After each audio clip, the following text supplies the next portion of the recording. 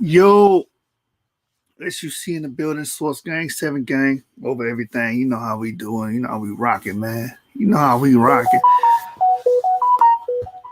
While our competitors, if you could even call them that, they're not really competing. We really in our own lane. Are talking about other things that are not conducive to education. I'm going to be using this time to be doing the exact opposite. Like Jay-Z said, I've been on the total opposite. You know what I'm saying? So we're going to be dealing with archaeology tonight. That's what we're going to be dealing with. Then tomorrow we're going to get back into Tudor Parfit's book, and we're going to finish chapter 4. I believe we're on chapter 4, and I'm going to be finishing up the PowerPoint slides for Edith Bruder's book, The Jews in in Africa. So just be patient on that. That will be finalized and finished.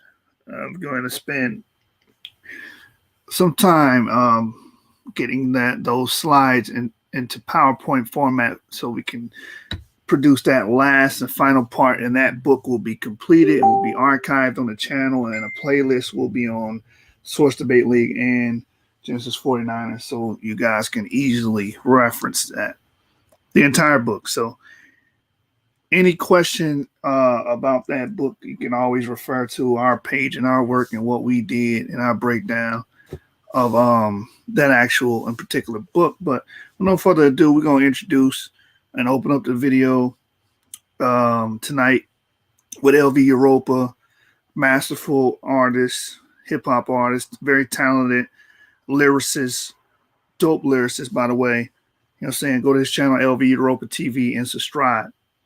Tonight we will be touching on archaeology of Israel, Judah, and Edom. Very poignant points and, pertinent to our studies and edification on the Israelite history, archaeology, anthropology, and so on and so forth. And I believe it's very needed in the community because there's a paucity of videos pertaining to this subject by quote-unquote Hebrew Israelites. So, you know what I'm saying? You come to my channel, you're going to get thoroughly educated and informed. I actually spend my free time reading, unlike some people. All right, so we open up with LV Europa. The song is called Like You. You can find this song on Europa Report TV on YouTube. Subscribe to his channel. Support this man. He's making good, positive, high vibe, high frequency music that a lot of our people are lacking. So let's get it, man. Let's get it. You know how we do it. Source Gang. You know how I'm rocking, man. You know how we rocking, man. Let's go. If you haven't figured it out by now, I go by LV Europa, aka the people. Yeah, wanna be like you. This is to the pharaohs of the world. I hand off my people. Yeah, it's Rope. Are you where you will wanna be? Are you prepared for the wannabes? Too many people trying to be like you, but I can see right through what they wanna be. They wanna be you. Just tell me what you wanna be. They wanna be you. I want you to tell me where you wanna be. You're the one that they wanna see. So right now, you're the one that I wanna see. I need you. I'm from the city where the youngest play. Grown up to turn run away. I know some niggas buy it on a day. You hold the shit that you wanna say. I hit the beat like the drummer say. I run it up what the number say. I bring it back like the number 8. I get hungry like I never ate. This will work to the wise if you wanna escape. You gotta sit there, wait. Are you prepared for the wanna Are you where you will wanna Too many people trying to be like you, but I can see right through what they wanna be. They wanna be you. Oh yeah. I want you to tell me where you wanna be. You're the one that I wanna see. So right now you're the one that I wanna be. I need you. I'm from the world where they get it right. You have a chance and you live a life. You wanna be alike. My stripes they come with stripes. There's a price to give me hype. Alright. I got my love in a little bit. I gave some just to give a lift. Just for my dogs, nigga, take a whiff. You play ball, nigga, wanna pitch. We all in if you wanna risk. I'm prepared for the winners, the ones that run us into the fall to the summer. Cause we got cause to get the numbers in the big body hummers, and we won't stop until they all wanna be like you. Now let me tell you what they wanna do. Nothing to prove but to get the clues. I'm up working when a nigga snooze. I had beef, but I call it truth. Middle finger turn in the deuce. I in the juice when a nigga shoot. I spread love, then I get the loot. Real rap, no need to recruit. Salute, cause they all wanna be like you. Are you where you wanna be? Are you prepared for the wannabes? Too many people trying to be like you, and I can see right through what they wanna be. They wanna be you. They wanna be you. It's Rover. But won't you tell me what you wanna be? You're the one that I wanna see. So right now, you're the one that I wanna be. I need you. I want you to tell me what you wanna be. I want you to tell me what you wanna see. I want you to tell me what you wanna dream. Don't you know about the wannabes? It's Rover. Want you to tell me what you wanna dream? Yeah. LV, you gotta watch for the wannabes. Yeah. You know where to find me at Facebook. Where we gonna wannabes? What they wanna be? You. Damn. Wanna be like you. Are you prepared for the wannabes? Are you where you wanna be? Yeah. They wanna be like you. Are you prepared for the wannabes? Report TV.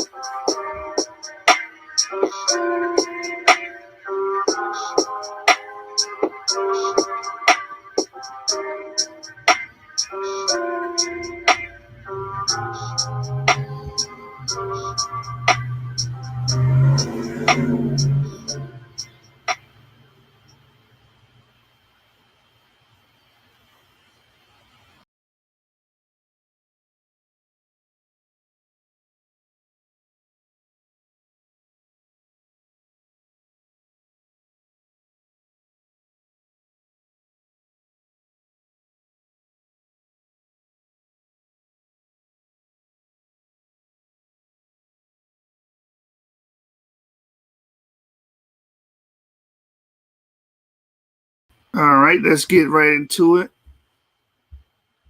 Yeah, man. All his hooks dope, man. This brother, like I said, very talented. I'm gonna continue to big my brother up. LV, man, keep doing your thing, man. Whenever you get your LP, EP ready, you do your promo run over here, and we got you. But with no further ado, why you actually viewing tonight? It's because we're going to be dealing with the archaeological evidence of Israel, Judah, and Edom. Now, when we deal with the Israelite kingdom, we do understand that the Israelite kingdom reflects a unified kingdom according to the biblical narrative in earlier times, and then it became a split entity later on in what we call the Iron 2A period. And because we know the Assyrian influences and everything came in and started to deport the Israelites from the northern kingdom. And there's evidence for that. Tudor Parfit talks about that. Eda Bruder talks about that they find Hebrew names in the Assyrian armies, showing an assimilation during that period, means there's empirical reality to the biblical narrative.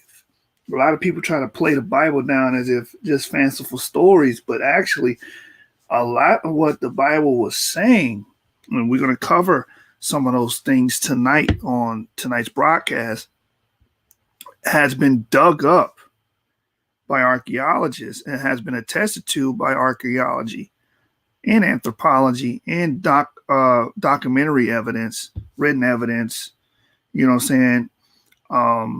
like the Kirk inscription going over the Assyrian invasion and showing that Israel was indeed a polity that existed in times past around the 9th or 8th century BCE. All right, so with no further ado, let's get the book up. You know what we do here. Y'all know the slogan, man. It's source up, man. Source game. We go straight to the source here. We're not with the rhetoric and the playing that you see on other channels like Sunnetter TV, Dagger Swad, Team Osiris. They play with rhetoric. It's a lot of rhetoric and outdated, antiquated argumentum that they have and they rely on because they're pseudo.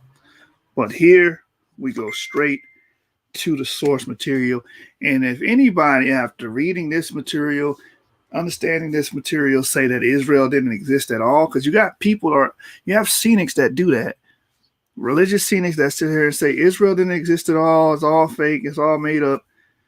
And it's like, how do you How do you reconcile the fact that we have tons of archaeological evidence, empirical data, things that we can observe, showing and proving that this was a polity, this was a statehood, this was a nation that existed in times past? There's no way around that. It's a question of historicity, but people have a bias, and their bias controls their view so much that they will even go to the extremity of saying and stating and making the erroneous claim that Israel never existed. You hear that a lot, especially in Afrocentric communities. Sinetta Garfield, his peoples. I'm not saying them in particular, but the people that follow that way of thinking or may have fell under that tutelage of people like that will come to that extreme belief, which is not supported with the archaeological record, not supported by anthropology at all, and it's not supported by DNA at all. So let's get into it. I'm going to share my screen. We go directly to the source. Hit that like button, man. Support the channel.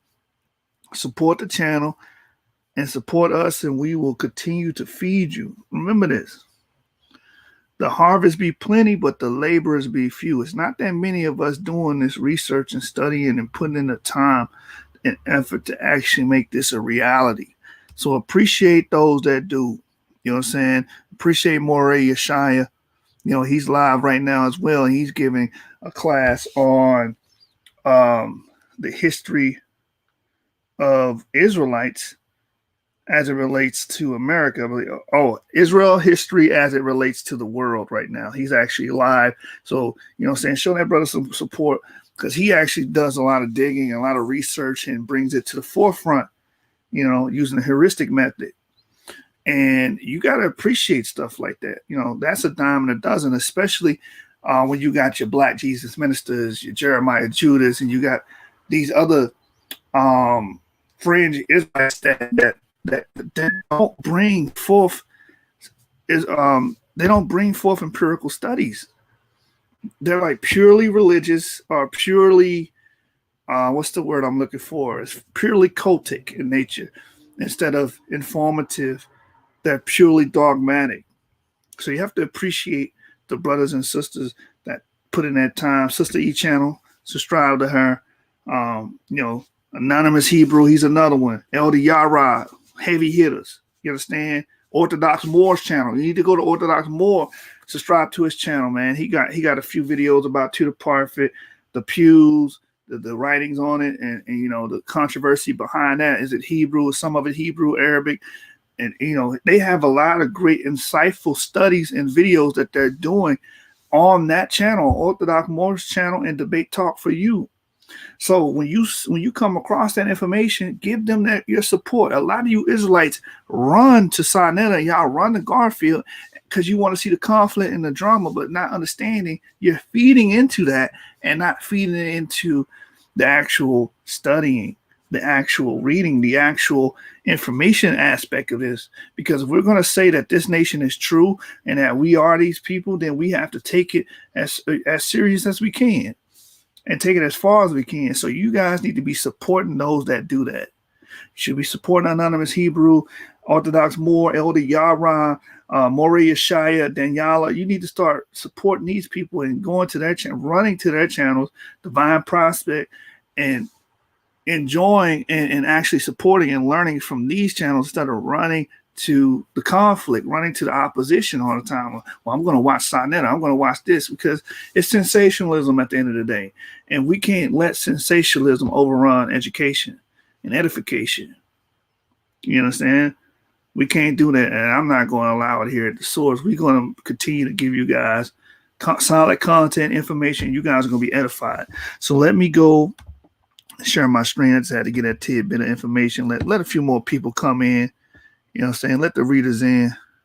They see us knocking at the door. Let the readers in. The ops talking smack. They can't defeat us then. Let's go. So this is the Oxford Handbook of the Archaeology of the Levant from circa 8,000 to 332 BCE. BCE just means before the Common Era. And this particular section was written by Anne E. Keelybrew. Introduction. This is the introduction part. It says Israel as a person, people, region, and kingdom plays a prominent role in the biblical narrative. And I think we've blown up. Yeah, that's why. There we go. We're blown up. Let me make sure you guys can actually see this. Let me put that on full screen. Shout out to everybody that just came in. Hit that like button. Shabbat shalom to my brothers and sisters out there that are trying to learn. Let's get it. All right, so chapter 48, Israel during the Iron Age 2 period. Now, y'all have to keep that in mind. If you're taking notes, write that down. The Iron Age 2A period is a known Israelite period. So you have to understand that. So when you're trying to teach or you're trying to learn or if you want to know what particular area that you need to dig into, it's the Iron Age 2 period. And that's the period designated by archaeologists. All right. And that's when we find a lot of material culture that backs up the presence of Israel in the Levant. So let's go. Israel as a person, people, region, and kingdom plays a prominent role in the biblical narrative. Israel literally struggles with God. It's first mentioned in the Bible as an alternative name given to Jacob after he wrestled with an angel. Genesis the 32nd chapter, 28 to 29. It also appears as a collective name for the 12 sons of Jacob, the children of Israel, the eponymous founder of the 12 tribes who traced their ancestry back to Jacob.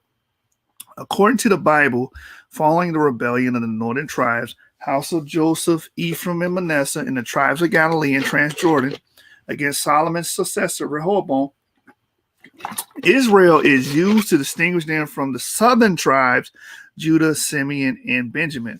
Now, why does it say Simeon? Because if you read the Bible, it lets you know that Simeon had land within the borders of Judah. So Simeon was at one point a part of Judah, but if you read on and when you the separation of tribes, it would seem that the Simeon went with the northern kingdom. But that's besides the point. Just a tidbit of information that you guys can research and read on your own. It says, Rehoboam Israel is used to distinguish them from the southern tribes, Judah, Simeon, and Benjamin, that remain loyal to the house of David. For example, e.g., anytime you see e.g., that's Latin for example, 1 Kings 12. The archaeology of Israel as a regional territory, also referred to as the Northern Kingdom, is the topic of this chapter. The earliest appearance of name Israel in the Pharaoh's Merneptah late 13th century account of his campaign to the Levant provides tantalizing clues to a pre-Iron Age Israel. Although there is a consensus that the hieroglyphs in his victory stela do translate as Israel and refer to a people.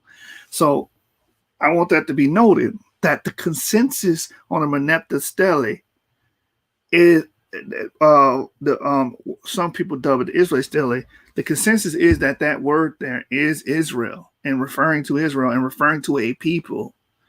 So anybody arguing that in 2021 that's a moot point at this point, because we just seen Zion Lex wash Tahuti from the Lion's Den on this same topic, because this is clear.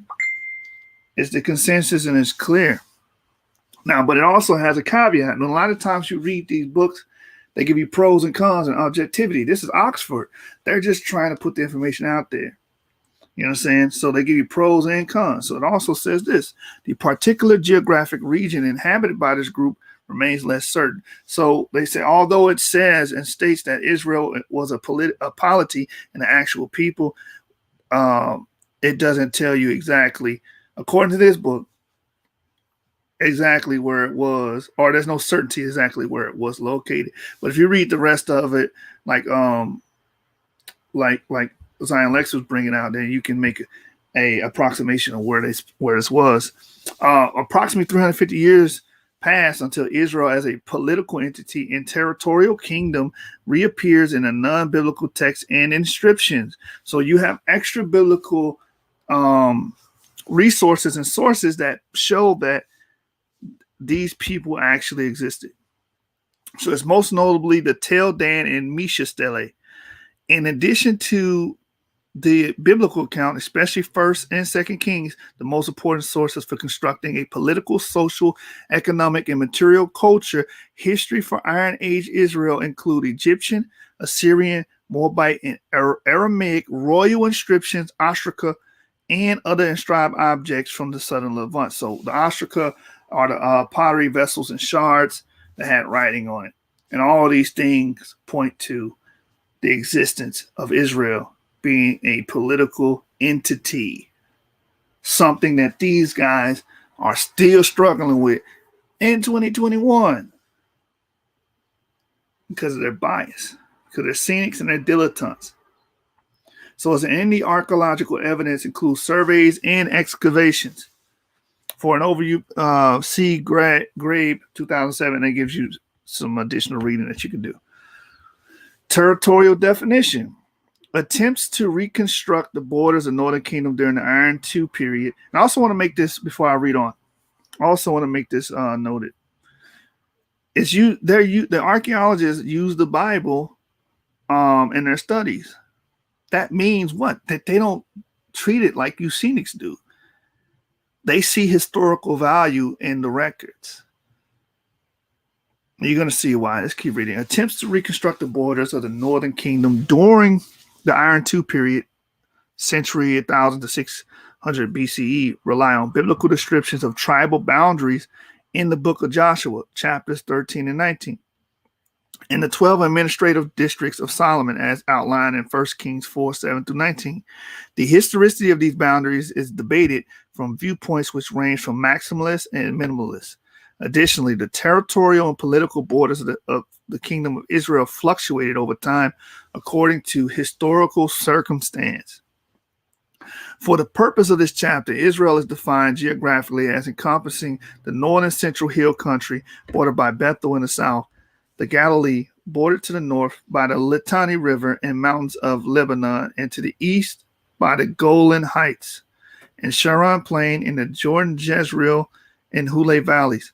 Phoenicia lies in the north and west, and Aram and the Aramean territories mark the northern and eastern limits, with Judah and Ammon forming the eastern and southern borders respectively. This geographical designation does not necessarily reflect shifting political, cultural, religious, linguistic, or ethnic boundaries that the region witnessed during the Iron II period. Historical and chronological cornerstones. This is big. It says the dating of Iron II sites, particularly strata traditionally attributed to the 10th and 9th centuries BCE, remains a topic of spirited debate. Why? Because that's the period that many people attribute to the Solomonic and Davidic kingdoms. The reign of David and Solomon. And there's a lot of debate because there's a paucity or lack of evidence of any temples or anything, but we do have mention of David. So we'll get into that when we get to the Judah portion of this book. At stake is the historical reliability of the biblical account describing a highly developed 10th century United monarchy during the reigns of David and Solomon. Challenges to the reliability of a nearly century-long tradition of ceramic analysis that formed the basis for dating Iron II strata, and questions regarding state formation in southern Levant. Pharaoh Shoshanks or Shishak's campaign to the southern Levant in 926 BCE is the most significant 10th century chronological linchpin. Although the historicity of this event is not disputed, the nature, extent, and physical evidence and locations mentioned in this itinerary are debated. And one thing that is mentioned in the Temple of Karnak, which shows that Shishak actually knew the geographical distribution of these cities, and they line up with the Bible geographical distribution of the cities and naming of the cities. One of the names in particular is the Fort of Abram. So that name of Abram, being as it relates to Israel as a polity, was known in the 10th century BCE, and most likely built to venerate his name. You understand, and venerate his history and his legacy. All right, let me keep reading. We're back in the book now. For recent treatment for the parallel biblical account, see 1 Kings 14:25 to 28. So the Bible talks about Shishak as a real entity, a real person, and discusses that he actually ransacked Israel, and that's been verified by archaeology. You understand? So that gives the historical reliability argument to the Bible more strength. Neo-Assyrian military incursions in Israel, which culminated in the conquest of the capital city Samaria by Sargon II in 722-721 or 720 BCE, serves as a 8th century chronological pegs for dating Northern Kingdom Iron II sites.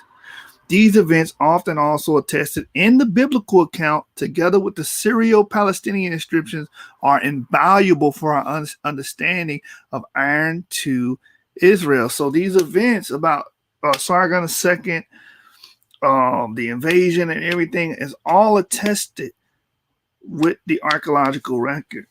Again, making the Bible and the biblical narrative historically reliable. It says, among the later groups of texts, the most noteworthy include the Tel Dan and Mesha Stele and the Sumerian Ostraka. For a recent analysis of these texts within their larger historical and archaeological context, see Rainey Notley 2006. So the thing about the Tel Dan and Mesha Stele, and we're going to get into, is they both mention David. Let's go. Moving on. Archaeological evidence from surveys and excavations. Settlement patterns during the Iron Age 2A period. Survey conducted in the Central Hill country, Samaria, in the Jezreel Valley in Upper and Lower Galilee provides the framework for reconstructing Iron Age settlement patterns. The result presents a mixed picture of Iron II settlement in northern Palestine. Surveys in the Upper Galilee indicate a decline in settlements from 71 documented sites during the Iron I, dropping to 36 settlements in the subsequent Iron II period.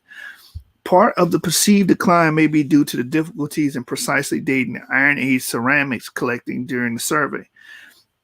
In the Lower Galilee, surface survey has revealed a different settlement picture. During the Iron IIA, earlier Iron I settlements were deserted and appear to have been replaced by new large fortified sites. In the southern sector, a number of fortified settlements are documented due to the paucity of late Bronze and Iron I settlements in the northern region of the Lower Galilee. The increase in rural settlement activity during the Iron IIA is particularly noteworthy. And it also shows a lot of rural activity, shows a lot of farming, especially in this region of the earth, in the Levant. That shows that these people were agriculturalists. You know what I'm saying? They were dealing with agriculture, horticulture, and viticulture. You know what I'm saying? Viticulture is dealing with winery and wine presses and stuff of that nature. Reading on in the book, by the later 9th century, some of these settlements were abandoned, which Gall attributes to the Aramean threat. The population increased during the 8th century until the Assyrian conquest, which resulted in the devastation of the Lower Galilee. Several centuries passed before the region began to recover from the Assyrian destruction and deportation, meaning the event that was written and recorded in the Bible about the Assyrian incursions and invasions of Israel actually took place, and we have what we call archaeological visibility. We can see it in the archaeological record. When it happened, we can see the decrease, the deportation, the destruction, the burn layers, so on and so forth, that show that a foreign people came in and ransacked this place, deported people, the whole nine. So the biblical narrative was correct about this particular historical event. It says Zertel's landmark survey of northern Israel, or northern Samaria, the territory of Manasseh, demonstrates a doubling of its number of sites from the Iron I to 2, reaching an apex of over 300 during the 9th and 8th century BCE. Most of the Iron II sites are newly founded. So the way I interpret this data, again, using heuristic method, is, of course, we're going to get a population boom from Iron I, Iron II, because Israel is starting to grow, flourish during this period, because, coming from Egypt and then actually inhabiting this land, getting used to the land, cultivating it, and then population growth is going to come. All right, so it says approximately half of these are farmsteads, 1/3 are villages, and the remaining 20% are towns and cities. cities. On the basis of his survey results, Zertel concludes that the majority of the population lived on farms or in villages. Again, like I said earlier, most of these people lived on farms and villages. They were heavy agriculturalists. They were dealing with farming, livestock, stuff of that nature. Back to the reading. Smaller numbers of enclosures, cave sites, fortresses, tower camps, and cultic sites have also been documented. Following the Assyrian destruction of Samaria in 722, there was a dramatic decrease in settlements that he attributes to the Assyrian deportation and resettlement policies. I also want to point out this, the cultic sites. These include different altars. The Bible talks about multiple places of altars and multiple places of sacrifice. But for some reason, people think the only place that you could sacrifice is in Jerusalem. That is a lie. That's a farce. That is not even supported with the biblical narrative. They go to Deuteronomy, they run Deuteronomy 16. So with Deuteronomy 16, that says that one place that we all should go.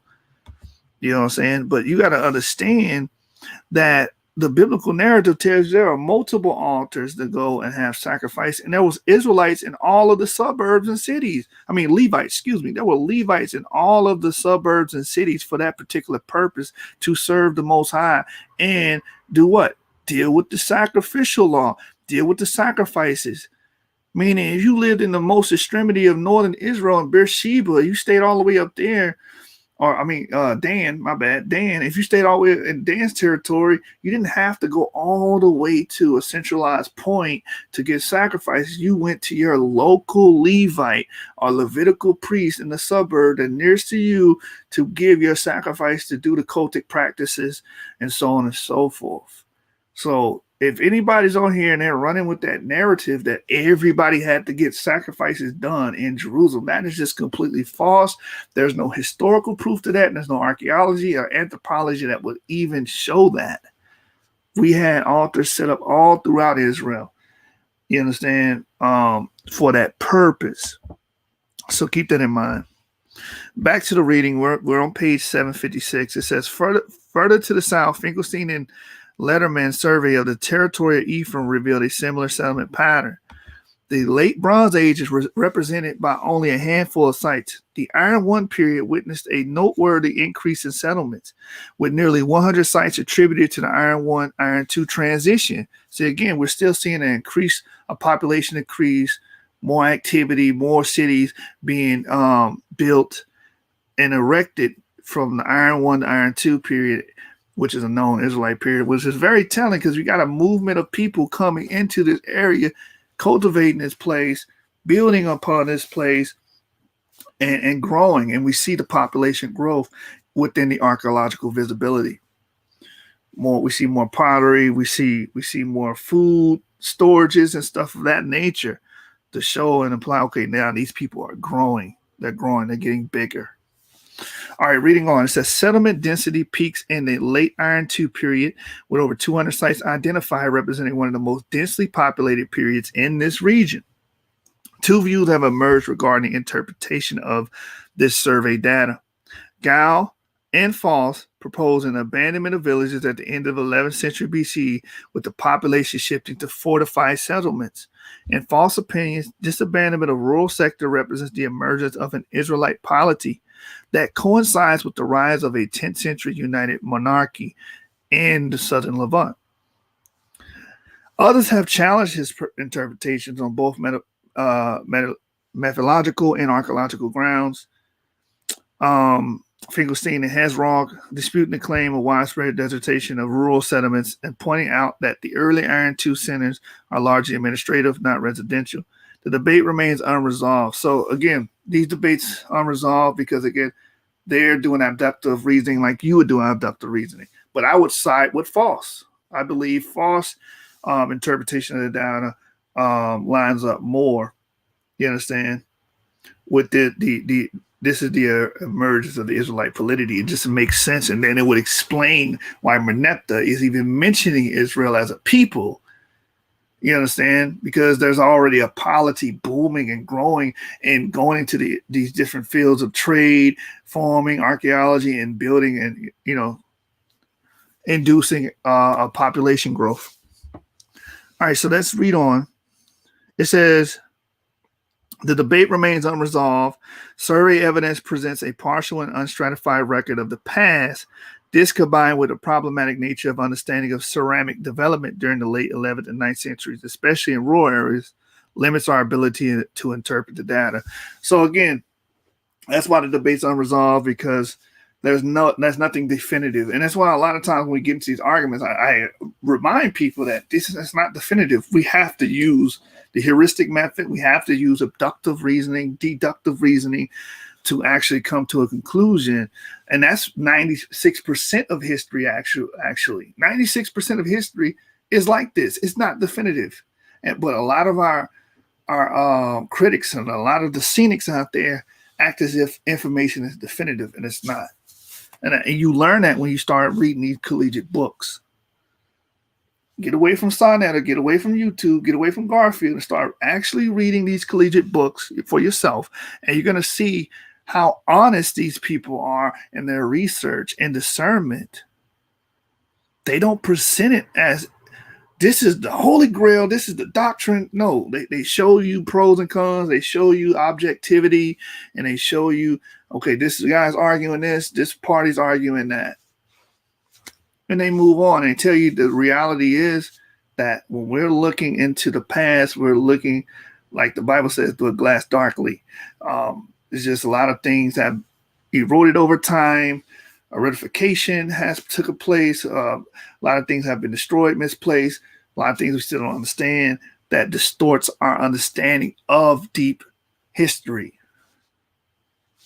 And that's just the facts. So let's read on. The rise of regional kingdoms Israel during the 10th and 9th centuries BCE, Iron IIA period, traditionally dated to the 10th century. The Iron II period has been linked to the United Monarchy in the biblical account. More recently, however, this association has undergone intense scrutiny.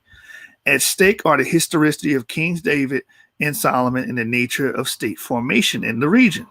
A re-examination of the ceramic and stratigraphic evidence combined with the analysis of hundreds of carbon-14 samples indicate that the features associated with Iron IIA period extend into the 9th century. Based on these recent studies, estimates for the beginning of the Iron II period ranges in the date between 980 to 920 BCE, continuing through the mid to late 9th century. The latter part of this period coincides with increased Aramean interactions with Israel. Aram's incursion into northern Palestine are best illustrated by the Tel Dan stele, which contains the victory boasts of an Aramean king, most likely Hazael, who had conquered the city for a recent discussion of the stela.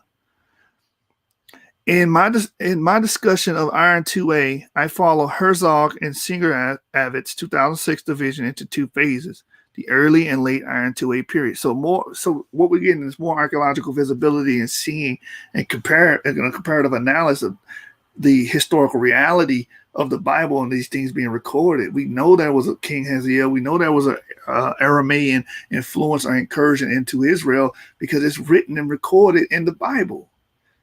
These things reflect the time periods harmoniously. And you can't take that away. I know that makes a lot of you upset. I know it makes your stomach turn, but it's just the truth. It's just the truth. These things will reflect archaeological reality. It says the initial stages of Iron II are identified by distinctive change in material culture, most notably red slipped hand burnished pottery. In northern Palestine, many Iron I sites are characterized by the continuation of late Bronze Age Canaanite material culture, especially at sites located along the coast or in the valleys. Some of these Iron I settlements met a violent end. At other key sites, early Iron II strata rest on scant remains and are on occupational gap or represent a newly established settlement. The early Iron IIA is often characterized by modest, unfortified settlements that lack large public structures, especially domestic structures. And that goes back to when I was debating my brother James. A lot of Israel seemed to be utilitarian, meaning they viewed each other as equals. Viewed each other as equals, and they did everything for the common good and not for the individual for the most part. You understand? And we can see that reflected in their pottery. At Dor, for example, let me touch on that even more. In a flashy society that's not utilitarian, you can tell who's rich, you can tell who's poor, because you'll look at the things that's within their household. You'll see, okay, this rich man has decorated pottery. You understand? With stripes and all type of decorations, and you can see that. But within Israel, you have plain pot. A lot of it they're digging up is plain pottery. It don't matter who household it is in. It's got a lot of plain pottery, and it looks at, you can't tell the difference between the person that had less and more. And that's what really egalitarian, utilitarian society. That's what that reflects in the field of archaeology. It says the early Iron 2A is often characterized by modest, unfortified settlements that lack large public structures, especially domestic structures. Reading on, it says, at Dor, the transition is more complex during the early Iron 2A, which equals Gilboa, Sharon's transition Iron 1 to 2. An urban coastal Canaanite Phoenician culture continues, punctuated by a material cultural break in an appearance of red slip hand burnished ware and imported black on red ware during the subsequent late Iron 2A. The larger settlements of late Iron 2A are typified by public architecture marked by the construction of residence palaces, large royal enclosures, and high places. Early phases, fortifications including walls and gates at the number of sites, Jezreel Yokneam stratum 13, and Hazer strata 10 to 8. And clear signs of increased prosperity and political consolidation, a remarkable aviary from Rehoboth stratum 5 also dates to this period.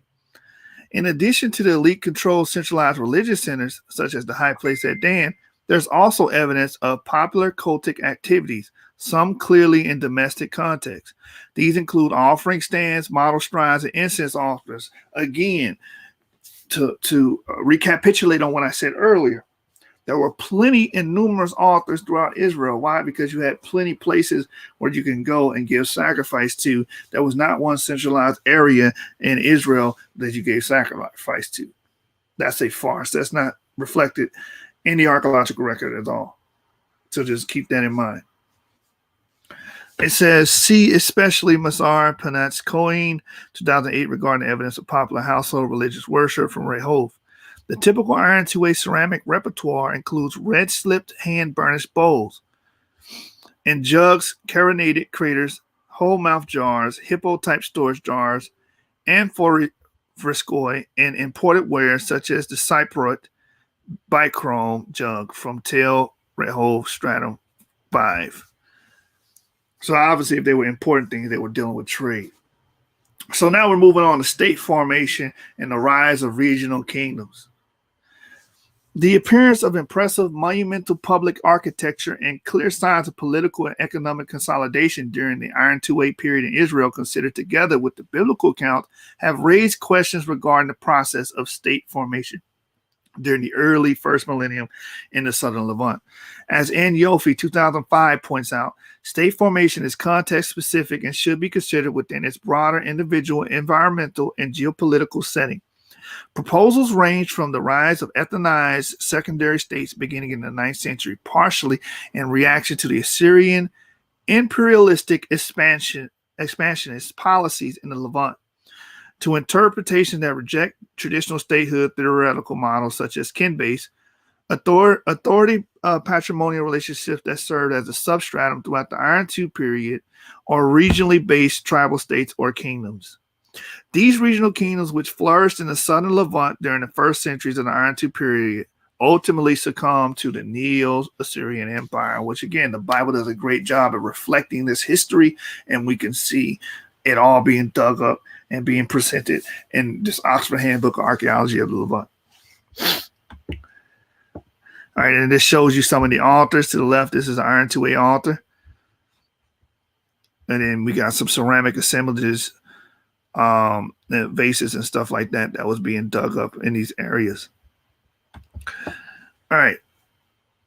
In the shadow of the Assyrian Empire, Israel during the late 8th centuries BCE, Iron 2B period, is that the decline of Aramean influence in Israel's affairs coincided with an expanding Assyrian Empire, as expressed by intensified commercial and trade relations with the West and increased military campaigns to the Levant.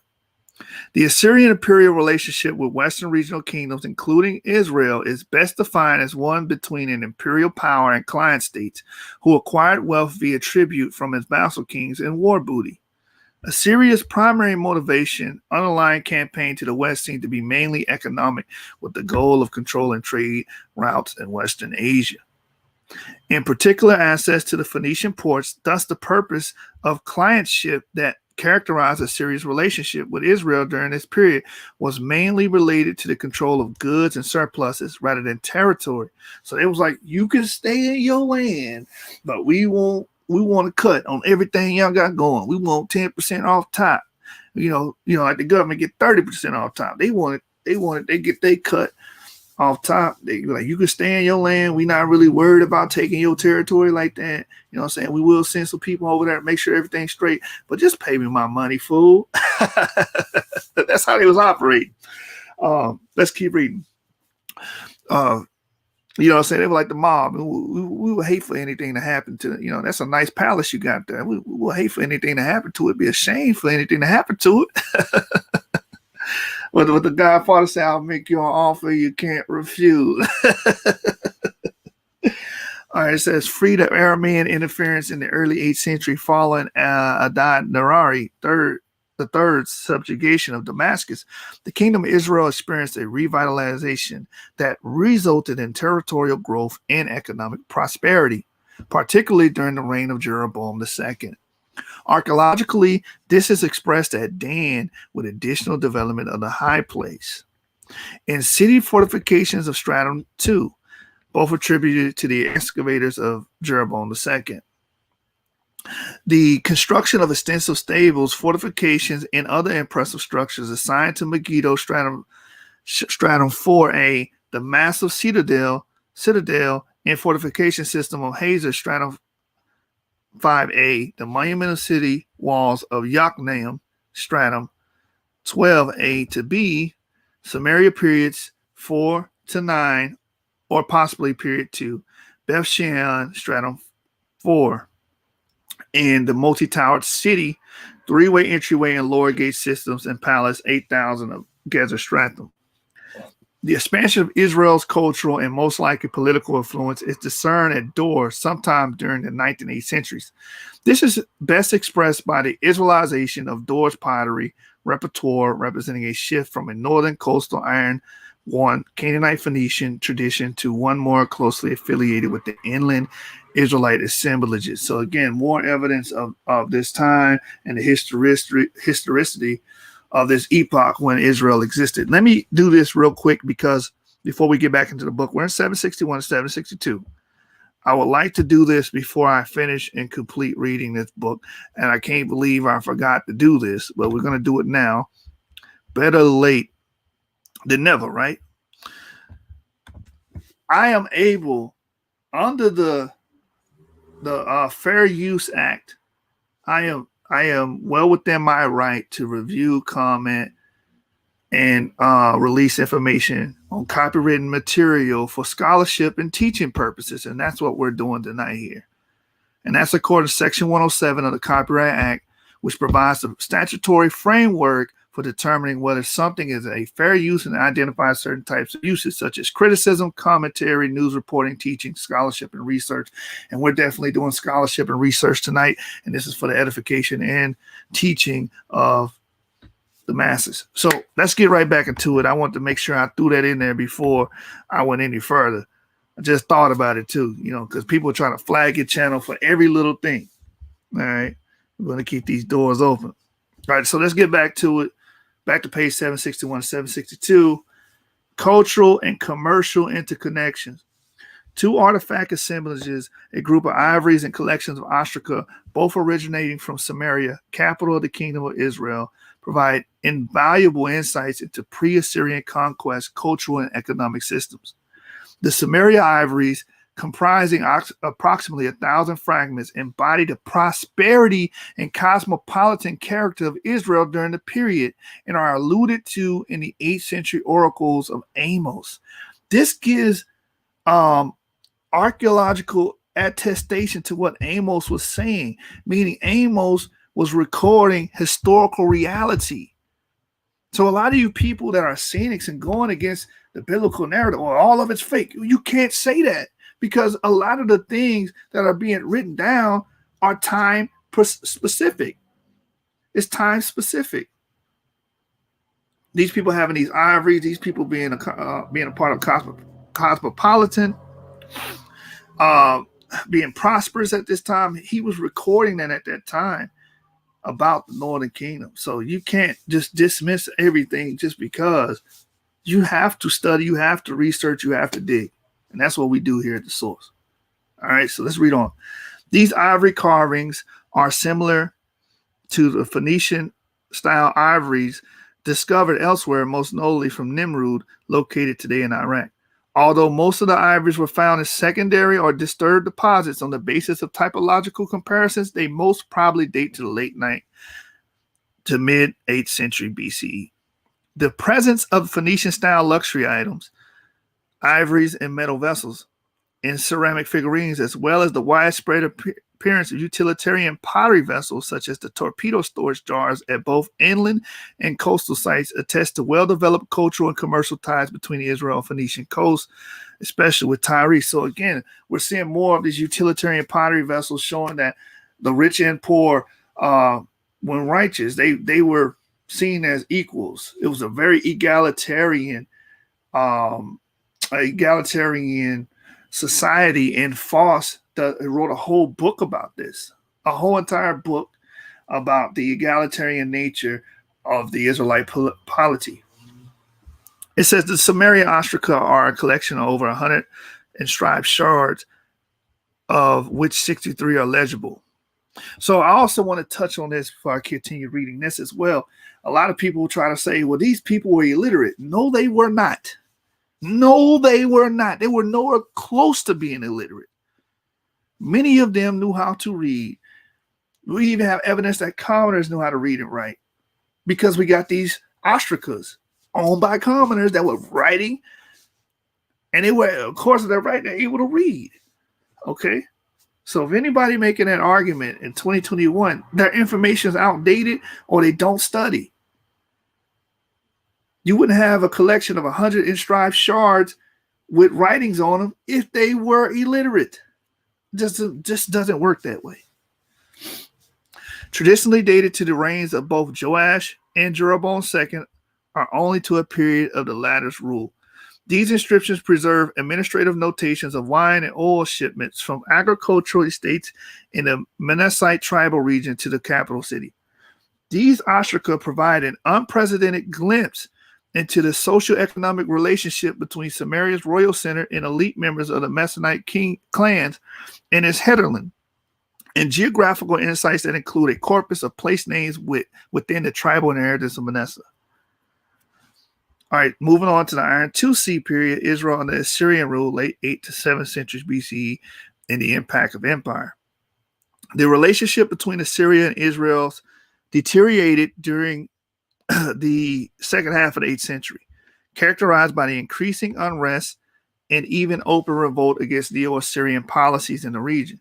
Military intervention and campaigns of Israel escalated.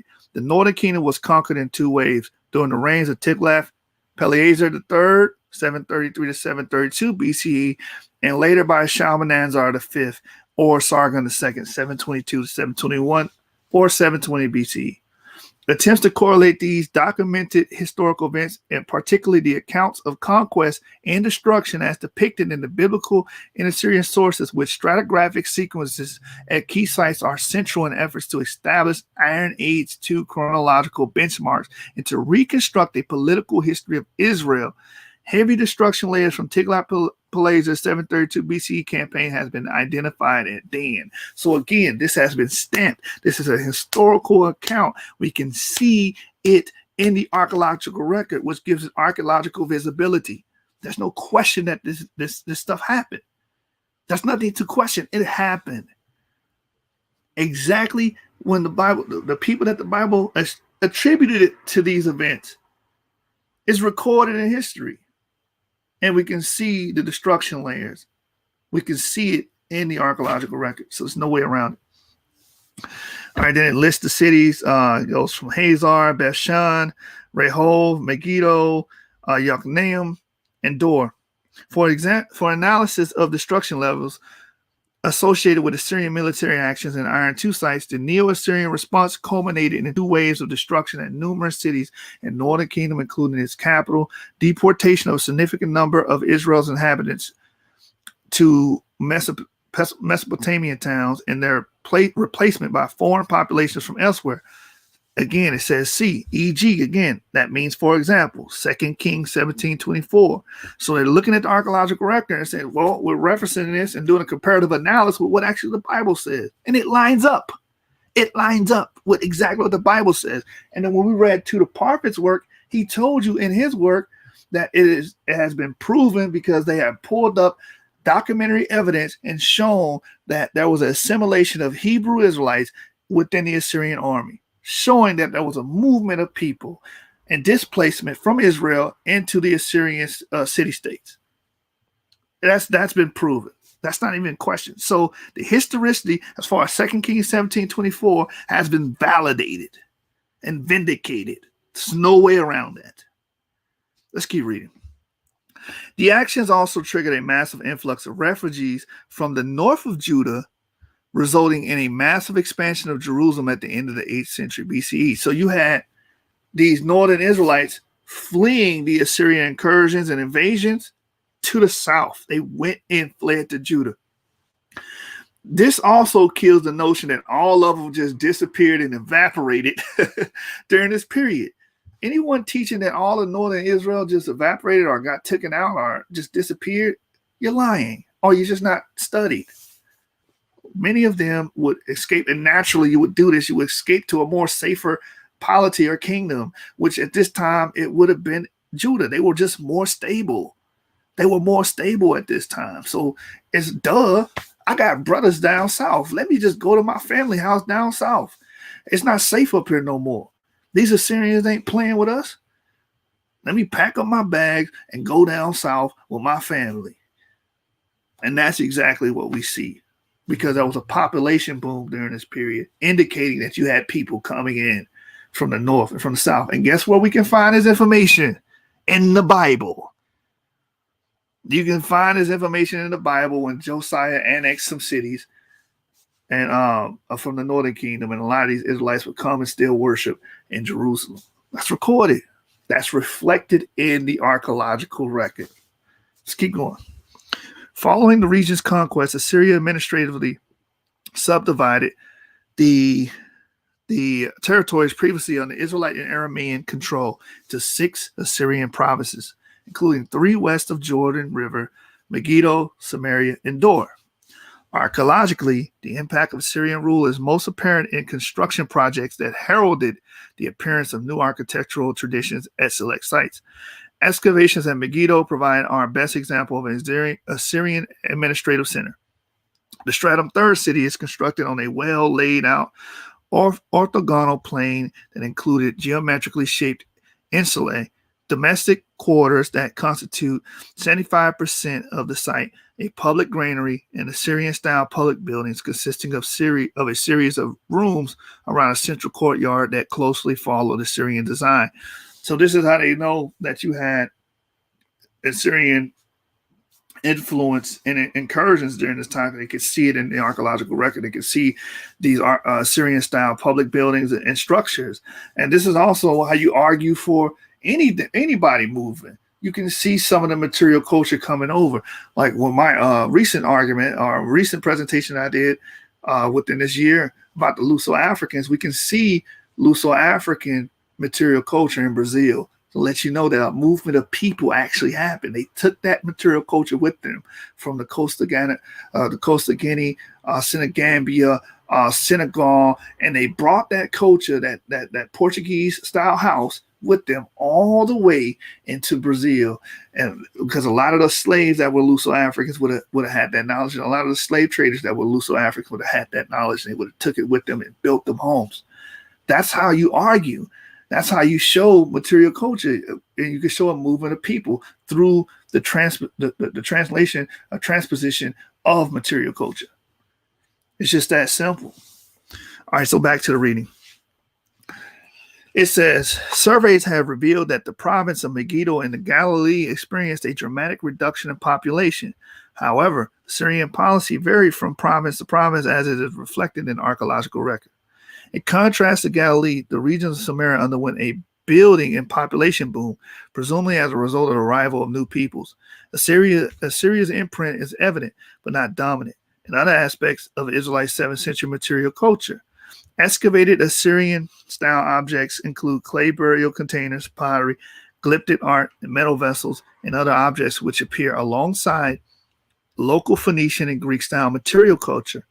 At Tel Rehov and nearby Beth Shean, evidence of swatters settling on the ruins after the Assyrian destruction was uncovered. So just as the Bible says it, you had these foreigners coming in and being placed in there by the Assyrians, which was an Assyrian practice at that time, which shows you that they're recording something that actually happened.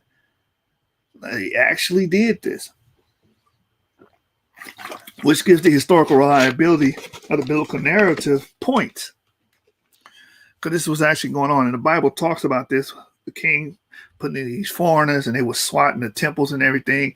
And according to the Bible, he sent lions to kill them, if y'all know the story in 2 Kings 17. You know what I'm saying? But the point is, that actual event of the king placing these people in there and they're being considered swatters, there's evidence of that in the archaeological record. It says, at Rehov, several burials that included Assyrian-shaped vessels suggested the excavator that Assyria may have established a modest settlement in the site as yet undiscovered, similar to the Assyrian period citadel established at Hazor. Assyrian provincial rule was short-lived by the final decades of the 7th century. Assyria was in retreat during the twilight of the Assyrian Empire. Biblical tradition portrays an assertive Judah, which briefly extends its influence into the lands of the former northern kingdoms. 2 Chronicles 34, 3 and 7, only to fall prey to Egyptian and Babylonian imperial ambitions. So again, we can see through archaeological visibility that these events played out. These events played out. The names of kings are there. The description of what actually took place are there. And we're digging up the earth and we're seeing these archaeological layers and stratum showing the story that we're reading about. All right, so that's the end of this chapter. We're going to move on to the kingdom Judah, in particular, the polity known as Judah. And what are you talking about? Hey, Claims, what are you talking about? Hold on real quick. Let's take a small commercial break. He tried to prove God exists to Satan. Who's doing that? Are you saying me? I'm providing education, man, and edification to the people. This is for scholarship and research purposes. That's the point of doing this. So those who want to learn, they can learn. Like the scripture says, those that hear and those that forbear. So you're either going to listen, learn, and take this information and this data and grow from it, or you're just not going to listen to it at all. That's fine. The information is going to be out there. We got 31 viewers in the building tonight, man. Shout out to the family. Shout out to y'all. We appreciate your support. Hit that like button. Hit that like button. There's 31 people in here. It should be 31 likes, man.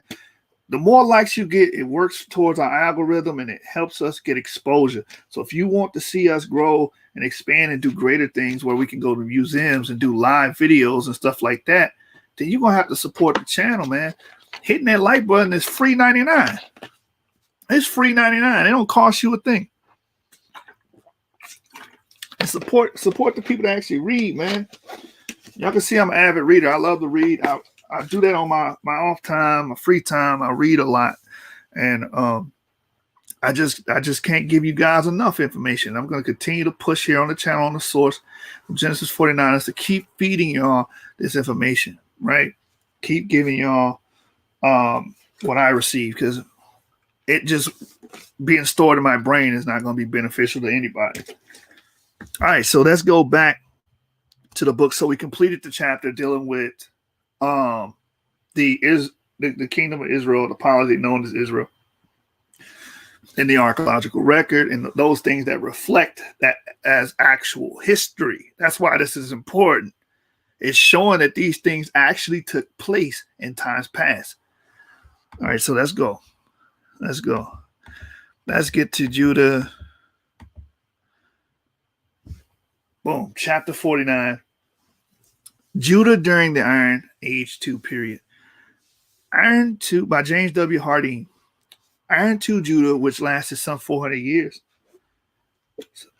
circa 1000 to 586 BC,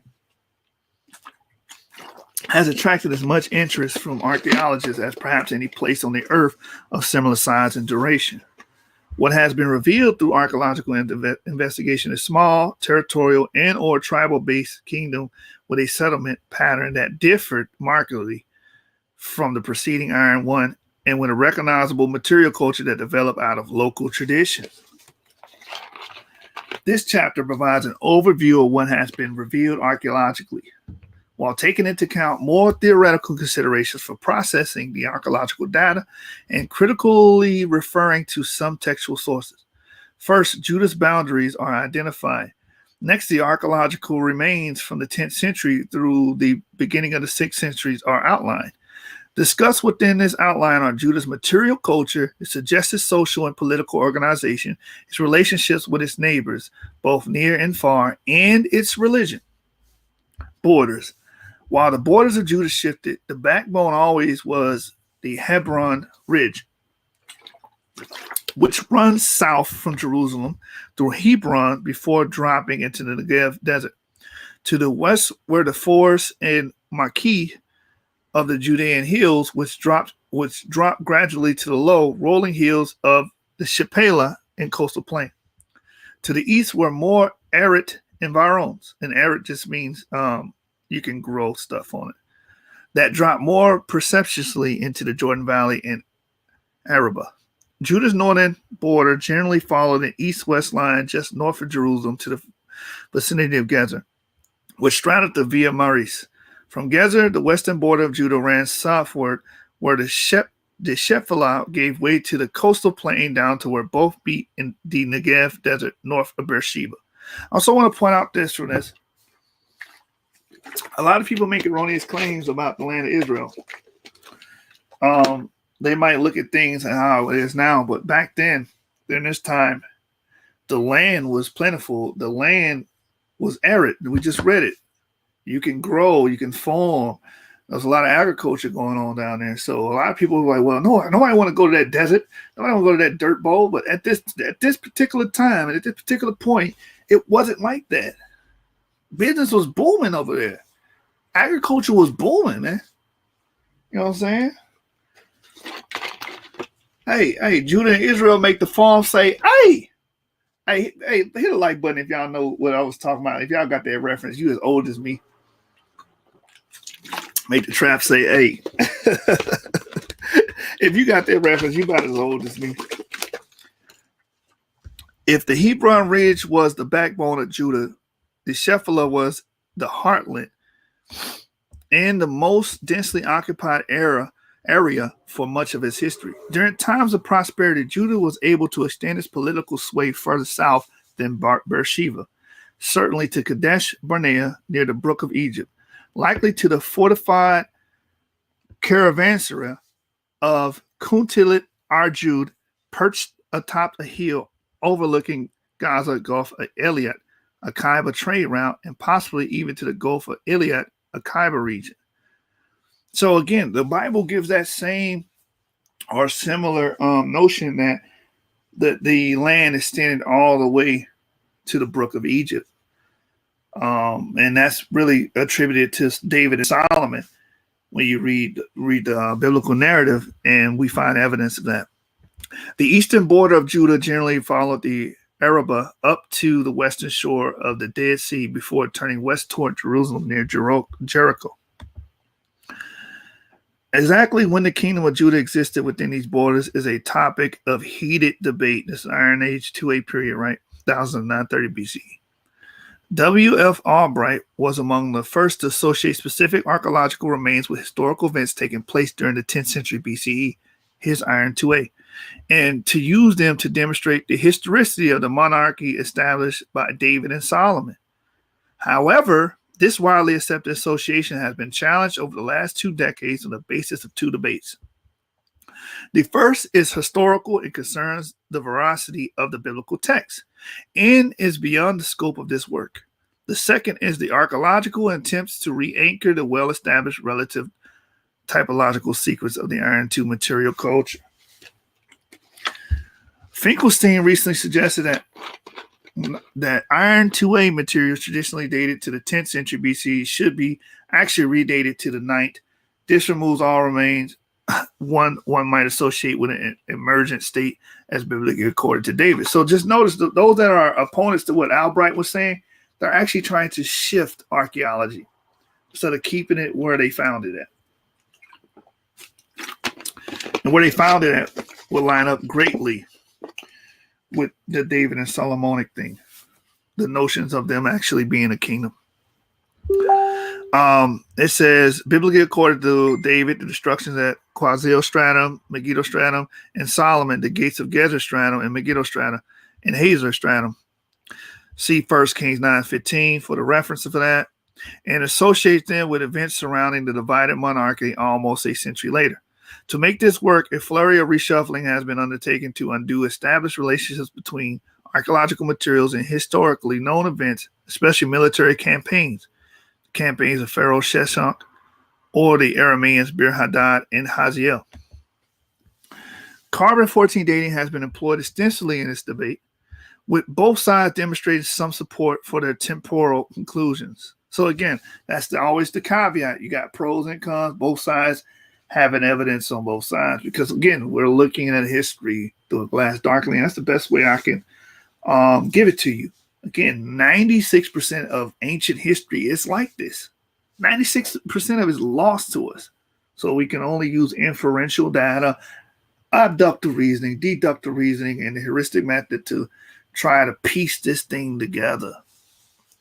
It says, while the lower dates have gained some support, most archaeologists still lean toward the more traditional chronology.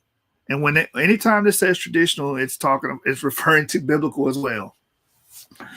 A recent suggestion for moving the archaeological debate forward was made by Mazar, 2005, following Barcade, 1992. He suggests a longer duration, 150 years, than most archaeologists presently accept for the Iron 2A archaeological materials.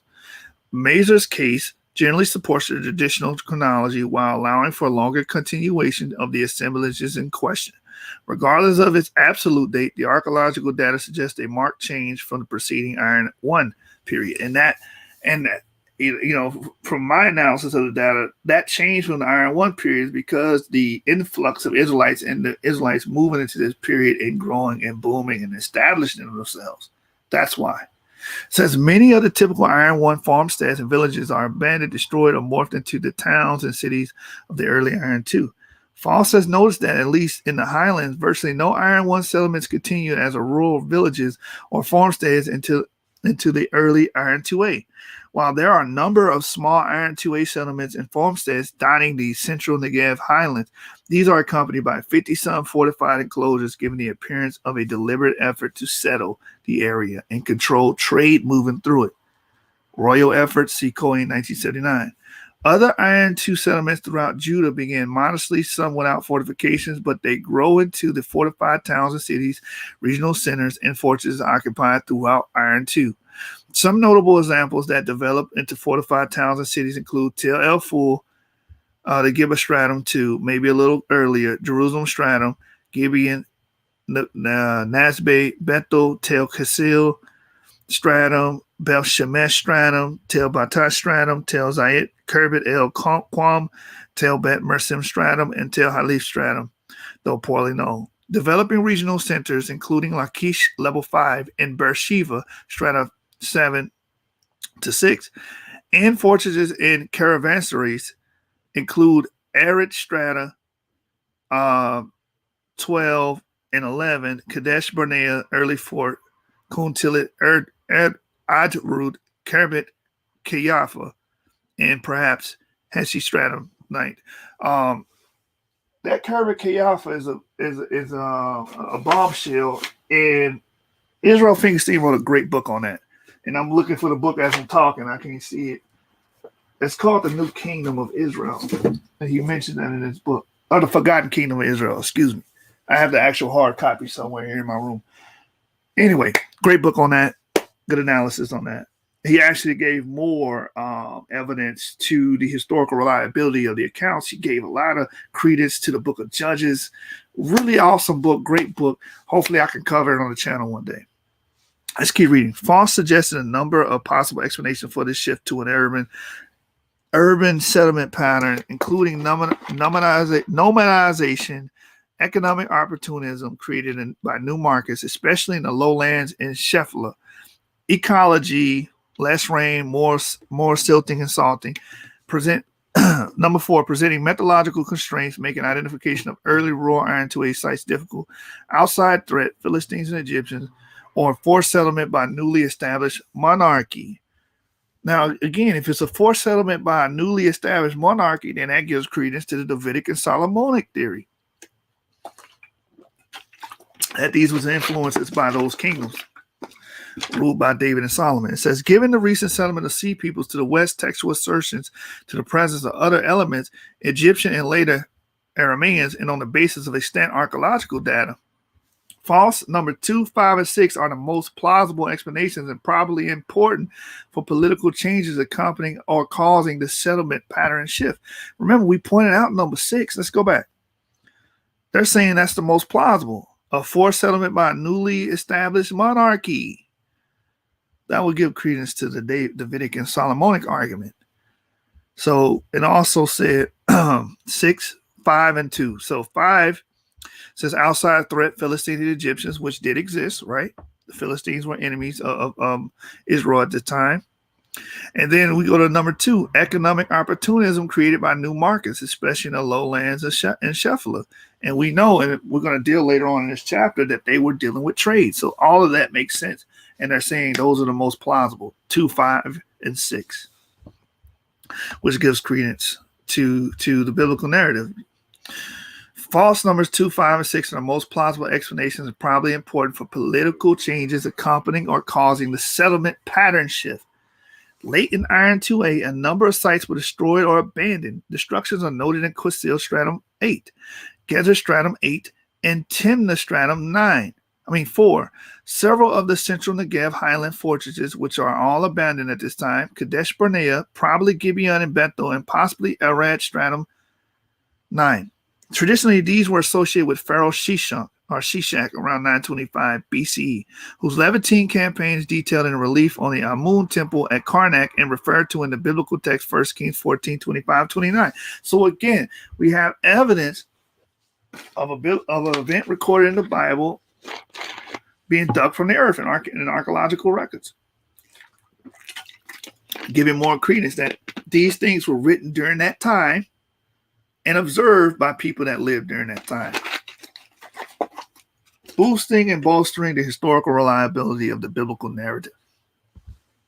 Proponents of the lower chronology implicate in these destructions endemic warfare or perhaps campaign Arameans.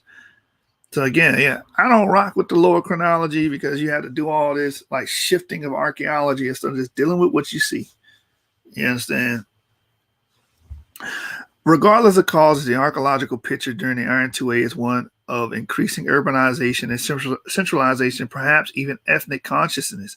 So again, this is what we all expect to see if the narrative is true about the Davidic and Solomonic and the population boom of Israel going into these places and settling and creating and becoming this great policy.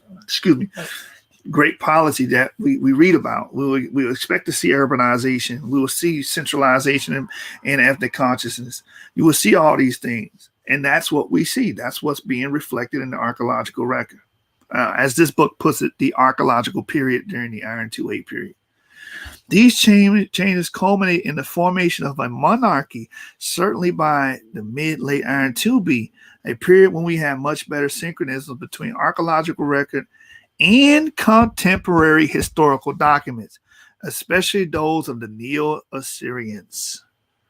While it is problematic to determine archaeologically when state formation first occurred and how it was done, the Iron 2A archaeological data certainly suggests trends in that direction. In addition to increasing urbanism, archaeological data demonstrate a recovery during the late Iron 1, early Iron 2A of the long-distance trade typical of earlier periods but recently dormant.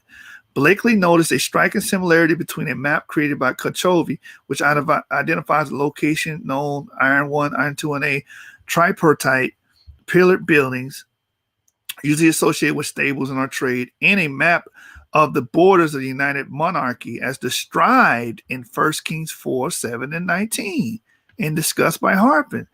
The location of these buildings along the borders of Judah and Israel implicates the monarchy's responsibility in their construction and maintenance to make sure trade items moving from areas from Arabia and Africa pass through their Israel and Judah territories. So again, the Bible having more historical reliability within its narrative because it's making sense and it's meshing well with the archaeological record. It makes sense to place these cities where they are because you're establishing trade and you're making sure that it's along the trade route. So people have to come through you to trade goods. It's just smart, it's strategic, and you're ensuring that your place is getting the economic benefit from trade. This trade would have been administered from the newly forming regional centers, fortresses, and the caravanseries, which the caravanseries are like big, large stationary motels where people will come in and trade and stay and so on and so forth. Economically, this trade would have supplemented agriculture, viticulture, horticulture, animal husbandry, textile weaving, all evidence archaeologically in Judah and Israel, and probably other locally produced goods as well. So these people were rich off trade. They were dealing with trade. They were involved in trade. And that's clear. And we can see the biblical account lining up with the archaeological account, showing that, okay, where they're saying that these places were put and built, it seems as if they were built on the trade route. Not even seems as if. You can see that they were built on the trade route. It says, though trade reemerged during Iron 2A, the traditional Near Eastern power centers were unable to dominate or directly control the southern Levantine corridor. In the forming power vacuum, spaces opened for local populations to expand their own contacts. The local leaders who took advantage of this may have been elites at city-states or perhaps rural headmen or tribal leaders who began coalescing kin-based groups into larger tribal entities of folks who may even have been linked by cosmological or theological orientations. Whatever the case, some polities managed to expand, control, and maintain areas large enough and eventually reach a level of social political complexity high enough to allow for their consideration as small states. For Israel and Judah, the biblical texts tell us that the reorganization began with the rise of David and Solomon, who began to effect changes in all facets of society.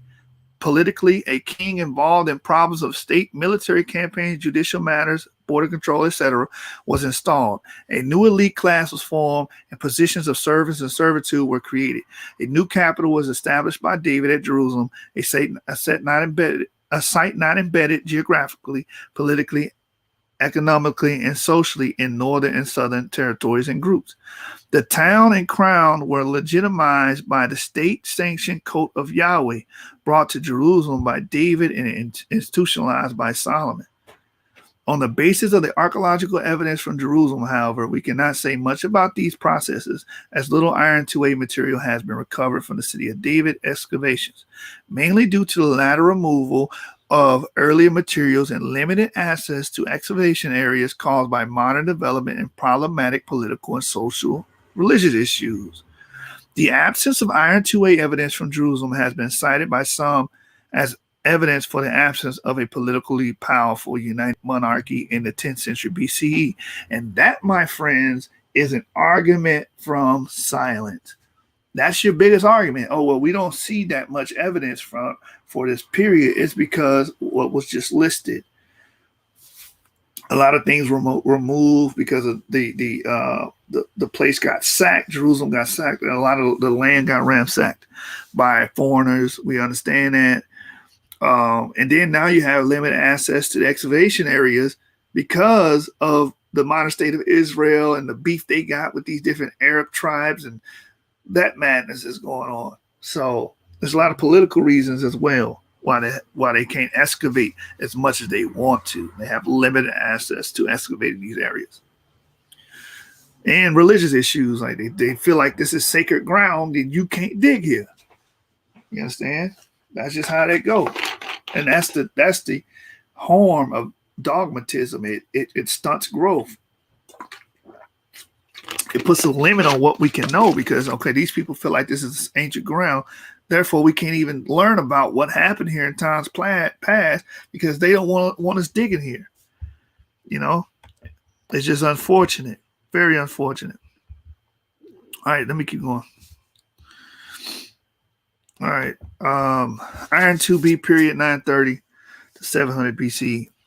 In the early Iron 2B, there is a continuation of the trends toward increasing urbanism, demonstrated by the increases in size, number, and new appearances of fortresses, regional centers, palaces, and fortified cities, towns, and villages.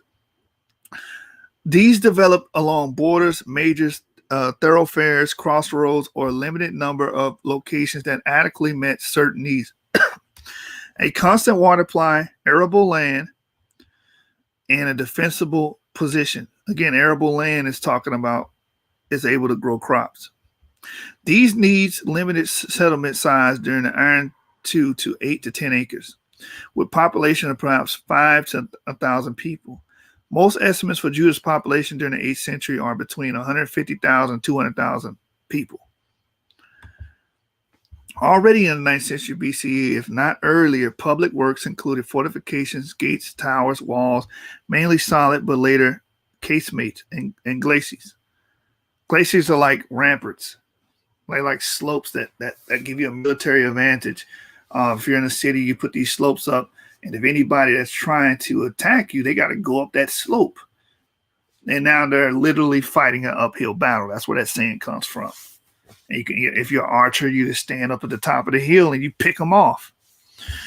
Reading on, it says water retrieval and storage systems demonstrating an understanding of hydrology. Complex water systems have been discovered at Gibeon, Jerusalem, Gezer, Lachish, and Beersheba. More typical are many cisterns hewn out of bedrock and lined with plaster are drainage systems, which include channels and gutters that move water into cisterns or out of towns. Other examples of public works and planning including administrative buildings, large storage buildings, Beersheba, El Hesi, Lachish, and Gezer, houses forming a perimeter around settlements and blocks of buildings. More recently, other elements have been noted, including cosmological considerations for orientation of doorways and gates, and the maintenance and free and quick access to city walls via corridors strategically located to link the city wall to the inner ring road, aiding the defense capabilities of settlement. Outer ring roads have been identified at Jerusalem and Beersheba. I also want to point out on this page on 771, it's talking about their understanding of hydrology and irrigation and stuff of that nature. That's one of our arguments that was diffused into Africa. We could see that knowledge being carried there. So that's one of the arguments and proponents of our argument for Israel movement or people from this region moving into Africa. It says during this time, three or four room houses become the dominant architectural type in Judite settlements, and that's why it's also an argument wherever we see these 3 or 4 houses, we say, well, those are Israelite homes. Those are built like Israelites because we see that being dominant in these regions. This house type, probably indigenous to the southern Levant, first proliferated in the small, spatially liberal Iron I settlements and was easily adapted to more crowded fortified settlements of the Iron IIB before disappearing completely at the end of the Iron Age. So again, it says this was probably indigenous to the southern Levant. Why is that important? Because we see these houses in Egypt, in Avaris, where the Bible says that our people were located at. You understand? Where we were at during the occupation or a period of time that we dwelled in Egypt. We see those houses there, and then we see those houses leave and go to the Levant again. So again, a great way of tracking people is tracking material culture. We can see the people move because we see that material culture move with them. Let's read on. It is an astonishingly uniform house type, generally ranging in size from 35 meters to 80 meters square. In a few examples, more than 100 meters square. They frequently exist in Iron II settlements and peripheral ring backed against or built into fortification systems. In inferior spaces, they were clustered into smaller groups, districts, or quarters. It is likely that the clusters were occupied by extended households of probably 2 or 4 generations, or perhaps larger kinship groups at the clan level. They probably would have been patrilineal, patrilocal, and endogamous, and belonging to a larger collective also based on kinship, real or fictive. A pattern typical throughout the eastern littoral or of the Mediterranean. Judite burial practice closely resembled the architectural features of the four-room house. These tombs, known especially from the 8th century BCE, typically contain individuals of both sexes and all ages, accommodating 15 to 30 individuals. It seems reasonable to assume that each tomb represented small extended households serving as a dwelling or house for the deceased. So that makes sense. So it's like you had the house of Joseph, then all of his family will be buried in that mausoleum, which is powerful. We were able to have an inscription that said, "This is Joseph," or any Israelite. You know what I'm saying? If you bring up hey, this is Ahab, and we had an inscription and we knew that this was the burial practice, then we could say, well, this is the family of Ahab as well. We have his wife, we have his children, we have his progeny, we have his posterity right here. That would be amazing if that was ever the case, By late Iron IIB, 8th century BCE, Judite occupation reached its greatest extent with regard to population and settlement size and number. This increase is especially evident in Jerusalem near the end of the 8th century, when this population exploded and the size of the city increased dramatically. One possible explanation for this population increase is the influx of refugees from the northern kingdom after its fall to the Assyrians in 722, 721 BCE. So again, anyone pushing that the northern kingdom eviscerated and they just effaced off the face of earth, that's not true. A lot of them fled into Judah. Now, the evidence for this is when you go to the New Testament and Christ was dealing with a sister from the tribe of Asher. He was speaking with a sister from the tribe of Asher. That's the northern kingdom. That's proof that you had the northern kingdom going into Judah. And they were running away from this Assyrian occupation. And also the book provides you a visual of the four-room house. This is the plan of a typical 3 or 4-room house drawn by Dale M.P. Cargis. So that'll give you a visual of what was actually being discussed. And this will be known as an Israelite house. So if you see this, because we saw this in Avaris before, then we see it coming from Avaris to the Iron 2A periods, and we see these houses there. So we can see the movement of these people because they're bringing their architectural ideas and construction into that land. We can say, okay, these people that had that knowledge in Egypt made their way back to the Levant because it started in the Levant, then transitioned itself into Egypt, and then back into the Levant. Let's keep going.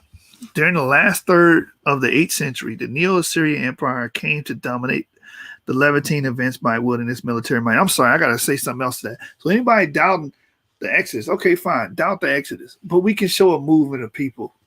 We can show a migration. We can show that. That's easy. All right, let's read on. Especially in siegecraft and reducing smaller states and kingdoms, including Judah, the vassalage of client status. Judah was essentially left unmolested so long as it remained loyal and protected and nurtured Assyria's economic and political interests in the area. Because remember, we read earlier that Assyria was like, they were hustling, really. They were just hustling people. They didn't care about your land. Look, just bring me my money, man. Do what you want to do down there. Worship Yahweh, whatever. Just bring my money, man, by the end of the month, man. Don't make me hurt you, man. That's how the Assyrians got down. They were the mobsters. They were the mobsters of the ancient world. It said this included passing along taxes and duties as annual tributes, serving as a buffer between Assyria and its enemies, especially Egypt. Aiding in the consolidation of Assyrian military presence and keeping open the lucrative trade and commercial routes that passed through the territories. Remember, we read about the Levantine corridor, which was a rich spot, a rich trade route where a lot of trade was going up and down, and that's why it makes sense of the city placement that you would want those cities placed on the trade route so you can control that. So they got to go through you to even access the trade route. So you always getting paid off of that trade. You understand? The Assyrians saw that, like, let me go down there and occupy that. It says aiding in the consolidation of Syrian military presence and keeping open the lucrative trade and commercial routes that pass through its territories. Failure to comply could lead to the penal reduction of the kingdom through military occupation, a fate that befell Judah at the end of the century. So again, like, you got a nice kingdom, be ashamed if something happened to it. That's how the Assyrians got down. And when you defied them and you didn't bring that money, you know what I'm saying? Like Big Worm told Smokey, you play with my money, you playing my emotions. And they got down like that, man. And they didn't, bro. They went through destroying and causing mayhem if you didn't bring them that money, that tribute. Let's keep reading. The Syrian military activity began to impact Judah directly during the reign of Assyrian Tiglath-Pileser III, 745-727. His successor, Shalmaneser V, 727 to 722, and Sargon II, 721 to 705, conquered Israel, destroyed its capital, and deported and or replaced its population. Perceiving Assyrian weakness after the death of Sargon II, Judah under King Hezekiah, 727 to 698 BCE, a king noted by biblical writers for his piety and early prosperity, for example, 2 Kings 18, 1-8, Isaiah 38, 10-20, revolted against his Assyrian overlords. The events surrounding this episode produced perhaps the most amazing convergence of historical and archaeological sources of data in the entire Iron Age. So a biblical event is the most amazing convergence of historical and archaeological sources, because in other words, the archaeological record is like in complete harmony with the historical one. Let's go. Now let's move to the Iron II period, 700 to 586 BC. Assyrian texts describe how Sennacherib, 704 to 681 BC, was greeted to the throne with open rebellion throughout his empire. So these are Assyrian texts, extra biblical texts saying this. Hezekiah, for his part, probably stopped paying tribute, perhaps encouraged by Babylon, Tyre, and Egypt, and began taking territories from vassals who remained loyal to Assyria. For example, Ashkelon and King's Potties Ekron, while strengthening his own cities and often laying stores, including goods distributed in Malak stamped storage jars. Jerusalem's massive solid wall enclosing the western hill and its water tunnel connecting the Gihon Spring with the Siloam Pool were probably part of these efforts. 2 Kings 20:20. Sennacherib responded in 701 BC as attested in biblical texts. 2 Kings 18-20, 2 Chronicles 32, Isaiah 37. Assyrian records of the Sennacherib prism and on the dramatic bas-relief on the walls of his throne room in Nineveh. So again, all these events are complemented by the Assyrian writings. All of these biblical events are complemented by the Assyrian writings and records. There's no way around it. Archaeological attestation to Assyrian activity in Judah are prevalent. Nearly every Iron II site investigated in Shephelah and northern Negev regions yield a destruction level probably associated with Assyrian campaign activities. For example, Beth Shemesh, stratum 2b, Gezer, stratum 6, Batash, Timnah, stratum 3, Ira, stratum 7, Mahata, and it continues. So we're going to move on. None of these yield evidence so dramatic as largest regional capital of Lachish, level 3, sitting atop a high mound surrounded by a double wall and gate system. Revealed here are a siege ramp along the southwestern slope, a counter ramp inside the city, and massive burning throughout the city, accompanied by many arrowheads, slingstones, scale armor fragments. In a mass grave, over 1,500 individuals beneath the site. These remains provide one of the most important linchpins for correlating a historically recorded event with a specific material culture of the Iron Age. And this correlation is one of the few almost unanimously agreed upon among scholars studying Judah. Let me read that again. This correlation is one of the few almost unanimously agreed upon among scholars studying Judah. So an event in the Bible is unanimously agreed upon? I thought you Negroes were going across the internet all over social media saying the whole Bible fake, ain't nothing in it real.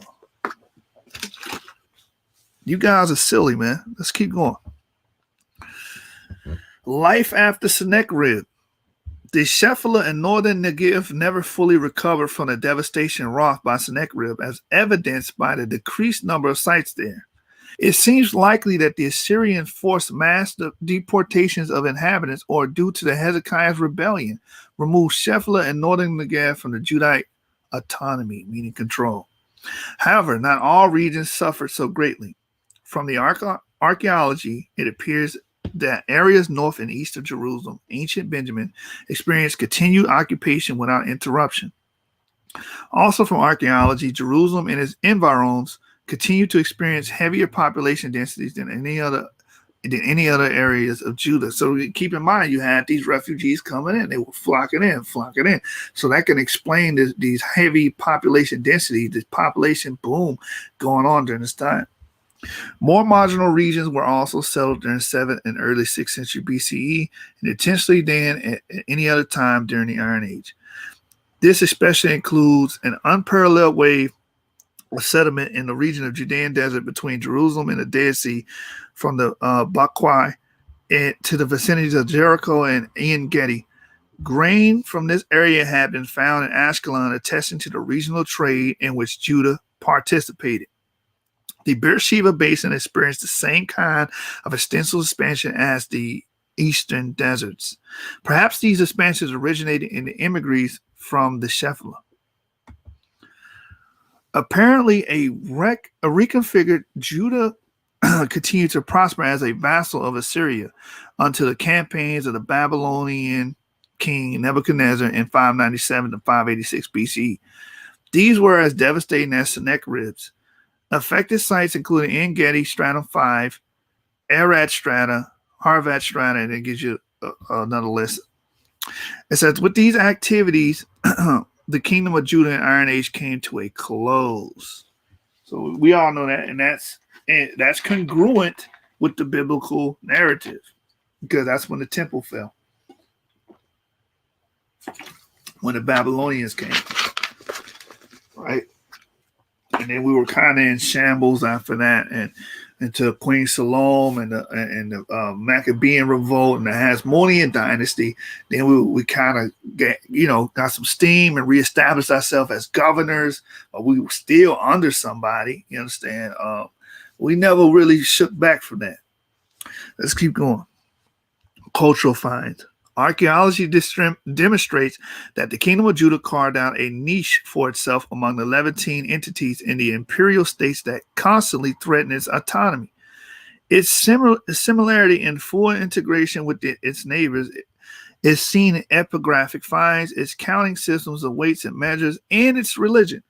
Writing materials in Judah are known from its very beginning of the Iron Two. So again, going back to the earlier statement that I made, a lot of you people saying that all of Israel was illiterate and these people were dumb and all that.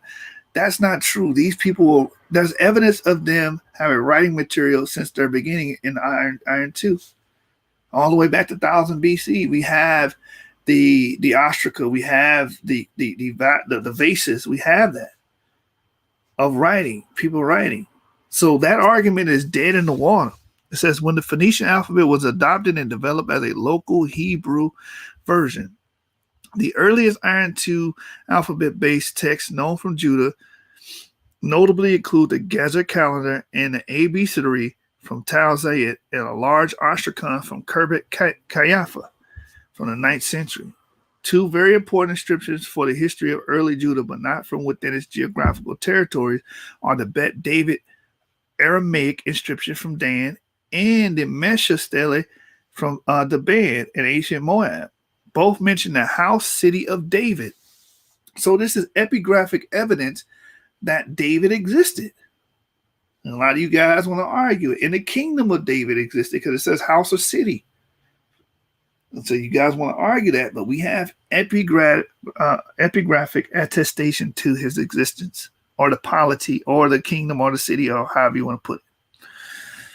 There was an explosion of writing during the 8th century when stamp seals with Egyptian rather than Mesopotamian iconography, scarabs, winged griffins, etc. Boule writing on ceramic vessels and monumental inscriptions become more common. Important inscriptions in iconography from Kuntilat Azrud exist mainly as graffiti on walls, jars, and bowls. Notable among these is the mention of Yahweh of Samaria and his Asherah, and depictions of individuals, gods, goddesses, which provide a glimpse into the religious practices of this site and suggest a possible connection with Israel.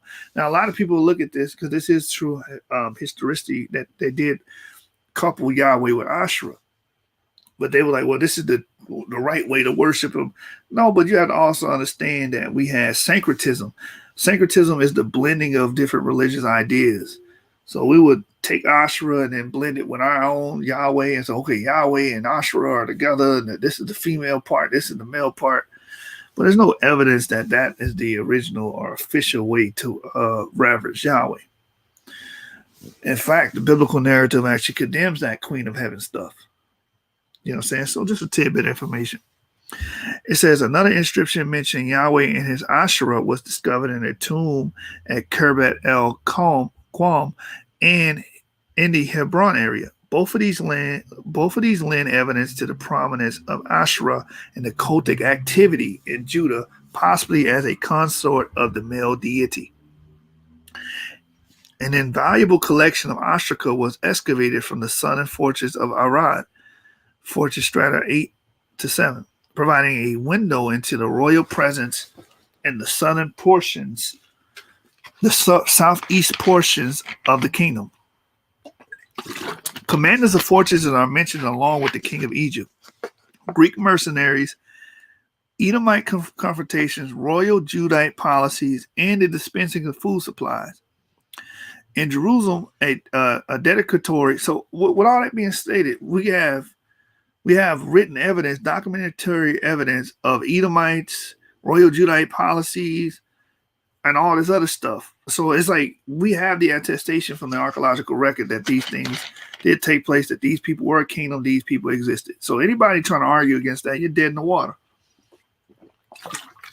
You're not studied. You're a dilettante, don't have knowledge, and you don't have a commitment to even learn this stuff. Let's keep reading. In Jerusalem, a dedicatory inscription from Hezekiah's water tunnel and inscription in the Silwan tomb provide examples from the kingdom's capital. Another important collection of 18 ostraca was found in a room off of the piazza at Lachish Gates. Collection of bullae are well known from the 7th century, including a collection of more than 50 from a burned house in Jerusalem. Also from Jerusalem is the 7th century silver amulet from the Kefet Hinnom tomb incise with the earliest known fragment of the biblical text, number 6:24-25, which that also proves that we had a written Bible at this time, because we have a verse. Now we have a verse that survived from this time period. While this list is not exhaustive, it demonstrates the high level of literacy among royal administrations.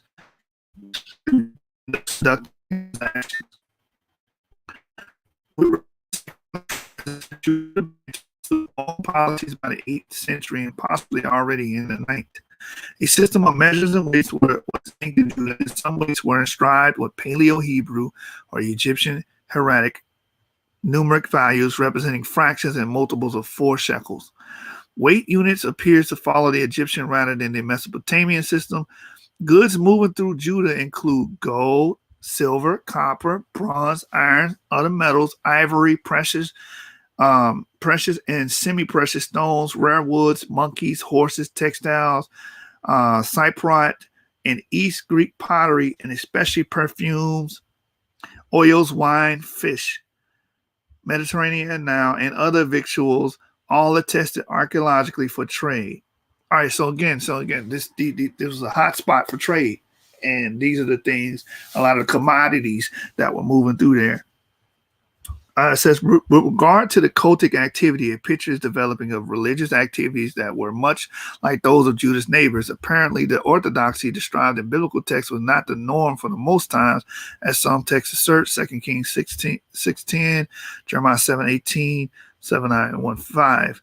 From the 10th century, Cult Room 49 is known from the Lachish level 5, complete with stands, horn altar, chalice, and other objects. An 8th century domestic shrine at Tel Halif contained the head of a pillar figurine, fenestrated stand, 2 shaped rectangular stands, and possibly a standing stone.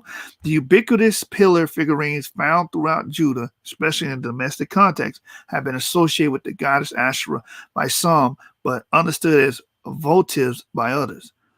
They were probably used predominantly, if not exclusively, by women, thereby demonstrating women's active roles in the ritual activities.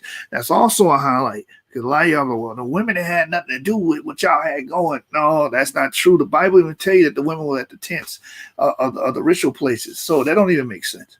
But here it's giving more attestation that women were involved with the cultic or ritual activities in Israel and Judah. Any discussion of religion in this period must include Solomon's temple. To date, there are no known archaeological remains securely associated with this structure. However, its description is rooted in religious architecture of Iron Age Canaan, including its tripartite plan known in northern Syria, double columns in Tel Kassil, and use of cedar as building materials, Lachish and Tel Kassil. An 8th century temple was found deliberately buried at Arad, complete with tripartite divisions, a sacrificial altar made of filled stones, and a niche of Holy of Holies with 2 altar stands and 2 standing stones. And going over this is showing that that style of temple or building was the norm in this place. So this could easily be a historical reality that took place at this time, because we have other examples to go off of and do a comparative analysis, compare and contrast on the account of Solomon's temple. It says, at Beersheba, the stones of a dismantled horn altar were found reused in the storehouse. The burying of the former and dismantling of the latter may have been associated with the biblically described cultic reforms of either Hezekiah or Josiah. Over 20 tumuli were found in the area of Jerusalem with perimeter walls, large platforms, and paved areas, and some pits and enclosure walls. Many were filled with burned animal bones. These have been associated with high places or royal cenotaphs. So again, going back to people that's going around teaching that, oh, well, Jerusalem's the only place you can sacrifice. So how do you explain all these burnt bones everywhere? Obviously, they were sacrificing in multiple localities and locations.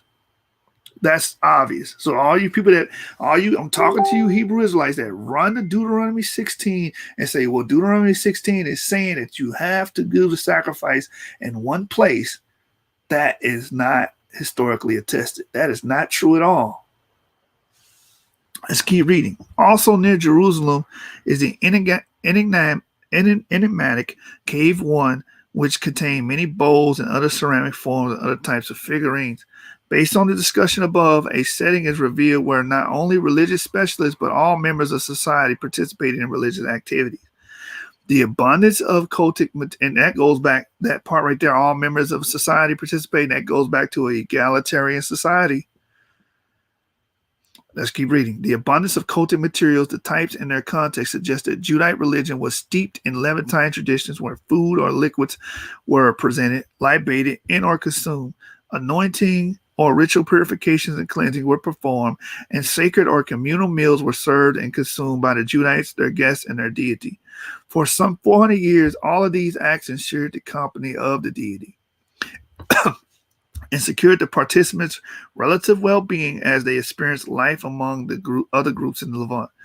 This very brief overview of the small territorial kingdom of Judah imparts only a very small portion of what has been revealed through archaeological investigation and critical analysis of biblical and other textual sources. It also attests to how the state of our understanding of Iron II Judah in the context of its neighbors continues to be refined by immense and continually growing data available to researchers.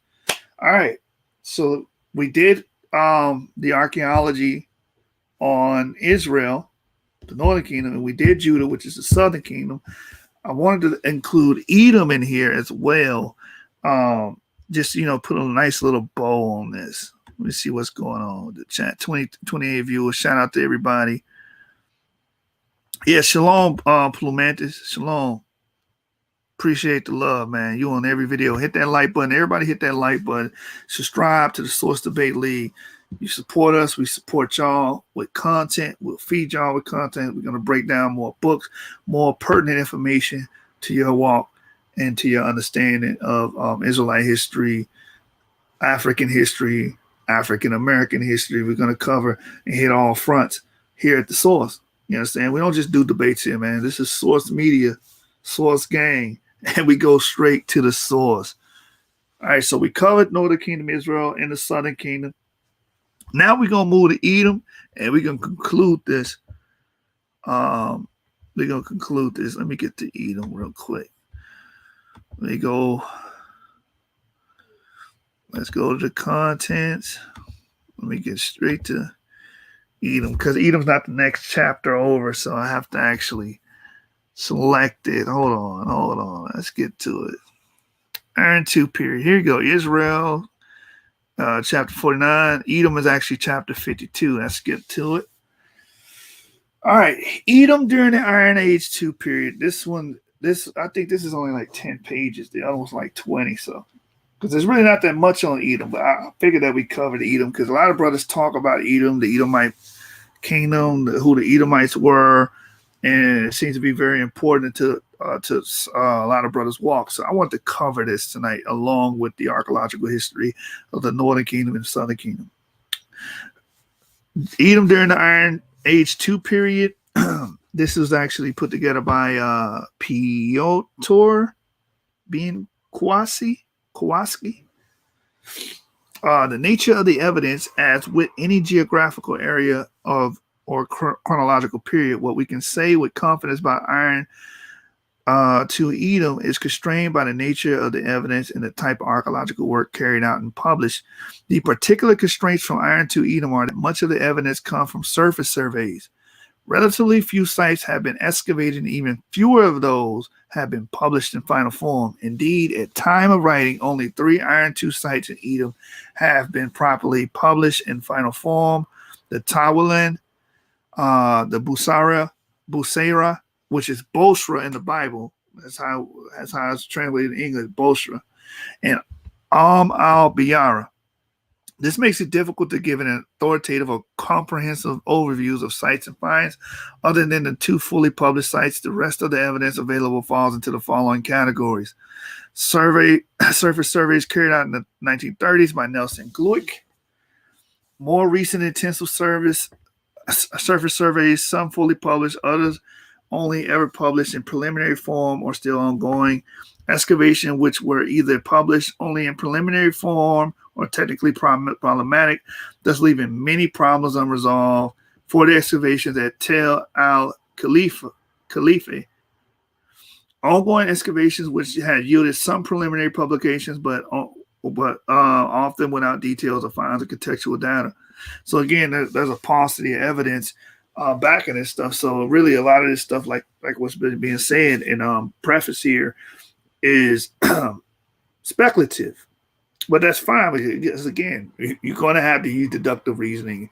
You're going to have to use inferential data on a lot of this stuff because, again, a lot of things get lost over time. And this area is not really well studied pursuant to what this author is saying.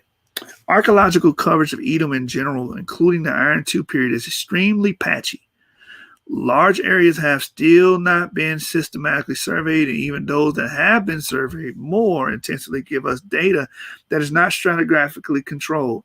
This means that questions about precise dating, use of sites, and nature of material culture cannot be answered effectively. These constraints should be borne in mind when reading this section. The other types of evidence which have a bearing interpretation of Iron II and Edom are Hebrew Bible. So they use the Hebrew Bible as evidence, like we read earlier. That's what these archaeologists are doing. You know, the book that y'all said is all fake, they actually use it to do a comparative analysis. This mentions Edom directly as a neighbor and frequent enemy of Israel and Judah, but the historicity of many of the passages is disputed, so they must be carefully evaluated in order to extract worthwhile historical information. Again, they're still trying to extract worthwhile information. Contemporary historical references, Edom appears in the Egyptian, Assyrian, Neo-Babylonian inscriptions, and these are useful for evaluating Edom's relationship with imperial powers. So again, we see their name in these different records. That means that they were a real polity and they existed in times past. There's no way around that. Epigraphic sources, a few inscriptions on the Bulle and Ostraka have been found from Edom itself. While the information they provide is of limited use, occasionally the royal names can be connected with those in the Assyrian inscriptions to provide a useful dating framework. Now it moves to dating. Exact dates for Iron II settlements in Edom cannot yet be established with certainty. There are four sources for dating. A bulla from the stratified context at al-Biyara, the inscribed belonging to Kos Gabar, king of Edom, has been dated on the paleographic grounds to the first 3/4 of the 7th century BC. It is possible, though not certain, that the name, the same as Quasgabri, king of Edom, known as the Annals of Assyrian Kings Esar-Shaddon, dating to 673 BC, and Ashurbanipal, dated to 670 BC, which would provide a more precise date. The identification is plausible, but it cannot be discounted that the Bulle refers to another Kos-Gabar, king of Edom, later in the 7th century BC, since no names of kings of Edom are attested in the Assyrian annals after 667 BC. Nevertheless, a date within the first 3/4 of the 7th century BC is certain. Also want to point out on this point that this name Kos, or QOS, Gabar, is theophoric. Theophoric means bearing the name of a deity. So what this may reflect is the deity that the king of the Edomites that were worshiping at this particular time was Kos, the god Kos. Or some people spell it Kos. Sometimes you see it spelled Qos. Let's keep reading. Inscriptions on Ostraka from Busra or Bosra, al-Biyara, and Tal al-Khalife, and a Neo-Babylonian bulla from al-Biyara are dated by paleography and parallels the symbolism between the late 8th and 6th centuries BC. Pottery assigning precise dates to Iron II pottery from Edom is hugely problematic.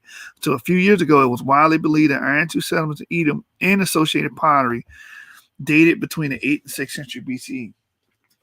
Recent work in the Fainan area and reevaluation of the pottery from Bosra have caused these dates to be stretched both early and later. In the Fainan area, pottery from Barca, al-Haiti, Kabat, and Nahas has been associated with carbon-14 dates in the 9th century BC.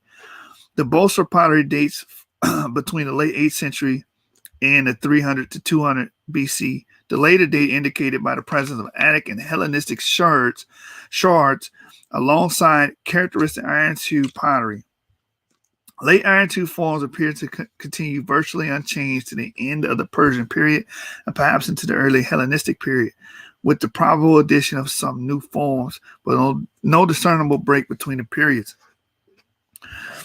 Radiocarbon dates from the Finland area have claimed to show settlement there between the 12th and 9th century BCE, which is what we expect to see. We expect to see Esau alongside Israel, existing during that time, because if we're going off the biblical narrative, they were already a polity, and we had to go when we left Egypt. We had to actually go through their territory.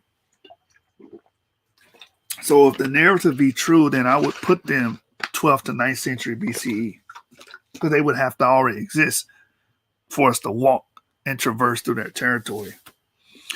However, at the time of this writing, the context of those dates have not been published nor any associated pottery. Furthermore, the claims for the early 12th, 19th century settlement are based on artificially pushing the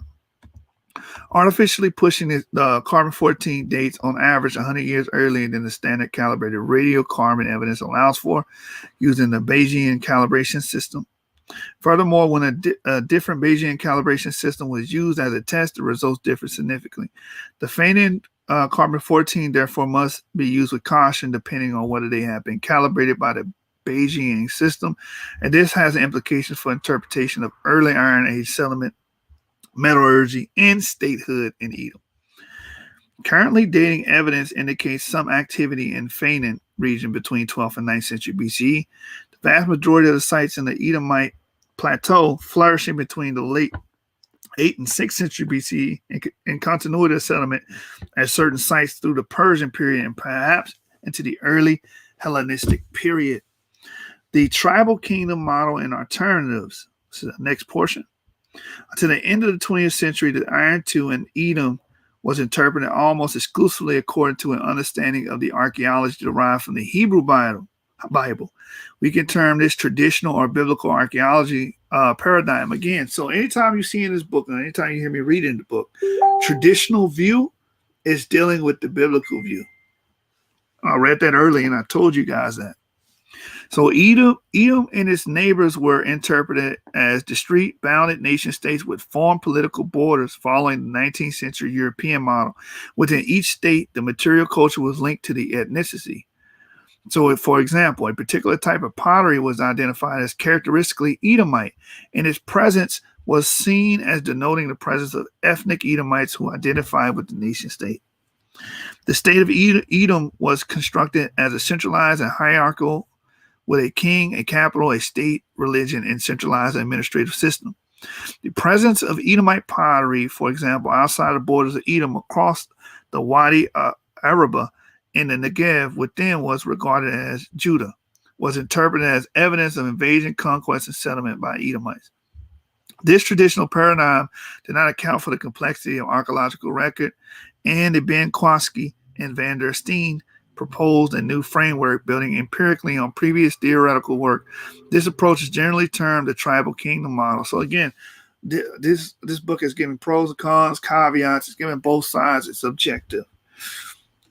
So you're going to see both sides in this book. And that's why I appreciate about this, because when I have conversations with somebody, I'm able to have a more detailed, a broader scope on the information from the negative and the affirmative, because I'm reading something that's providing me both. So when you guys are going out and purchasing books, make sure you get those type of books so you know arguments. You're not blindsided by arguments because you read both sides already. And it's best to get books, not going through the internet scouring for articles, because those articles, now you got the articles are spread out. You got to type in this website, type in that website. As opposed to what I do, I get a book and the chapter would cover all of that. I just go to that one chapter and okay, I'll just read here. Refer to page 809 in the Oxford Handbook of Archaeology of the Levant. This is where I'm getting it from. Boom. It says everything I needed to say. So, just some advice for those out there that are studious and really trying to step up their scholarship. That's the route I go, and that's why I'm able to pretty much crush people on a lot of doctrine or debates, because a lot of the times I'm well accustomed to your side of the argument. All right, back to the book. According to the tribal kingdom model, the basic unit of subsistence in Iron 2 Edom, indeed throughout most periods of the southern Levant, historically is the tribe.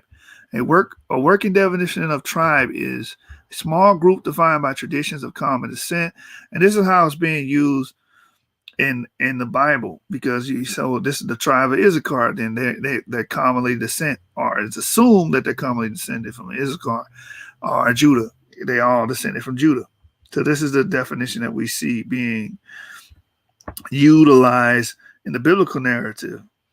It says real or fictive kinship, generative genealogies, temporary or permanent political integration above the family level, shared language, culture, and ideology, inhabitants a core geographical area but can move around, contract, and expand depending on circumstances, can be sedentary, nomadic, or both, works together in such joint endeavors as trade, agriculture, house construction, conflict, blood feud, and warfare, and ceremonial activities, usually composed of a number of smaller local communities, and may be aggregated to temporary or permanent higher order clusters, confederations, nations, or kingdoms. We also understand that someone can be put in your tribe that's not related to you, which one of these definitions cover.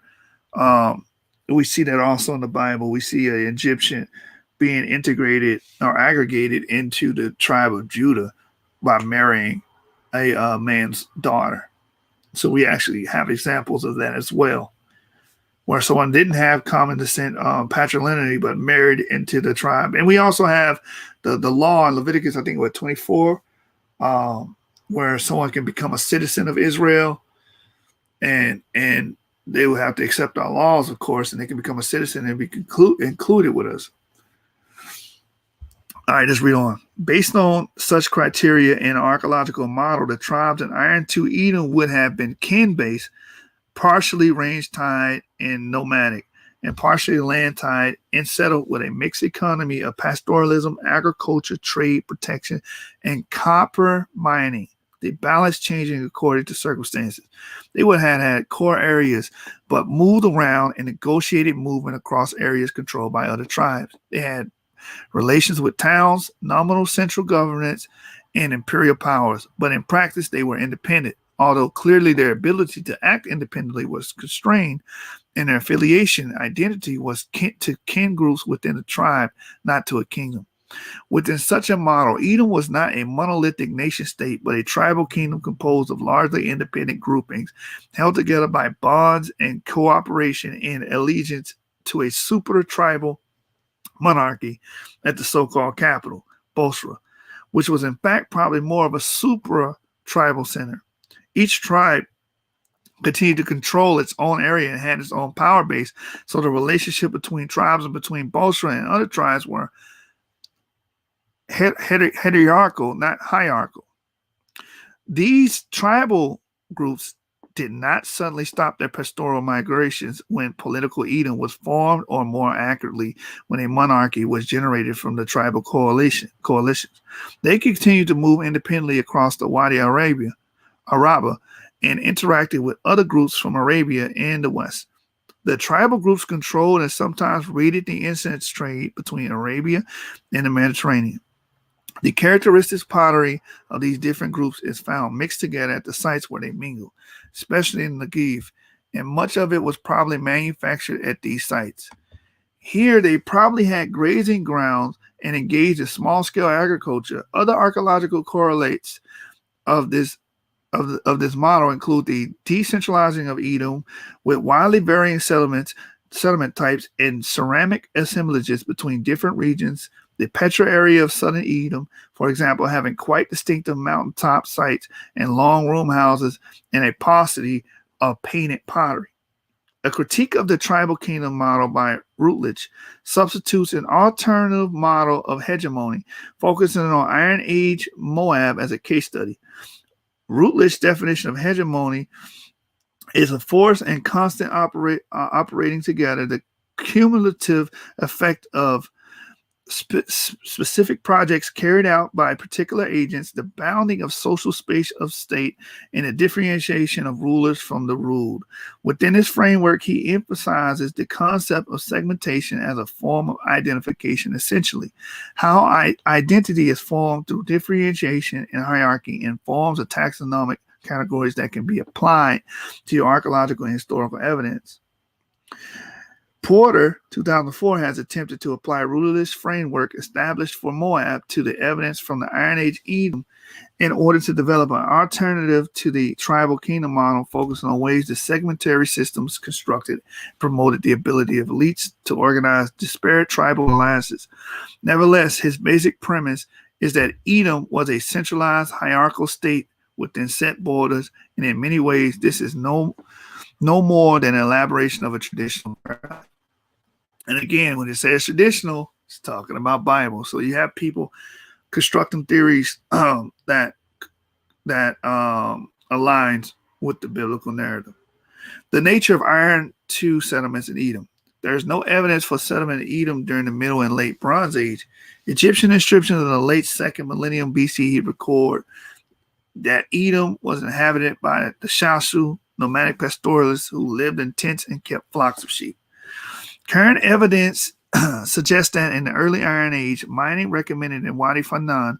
After a gap of nearly 1,000 years, ongoing work in Fanan area has proposed that there is carbon-14 and ceramic evidence for a main phase of copper production in the 12th and 11th century BCE. With the construction of a fortress at Kerbat and Nahas in the 10th century.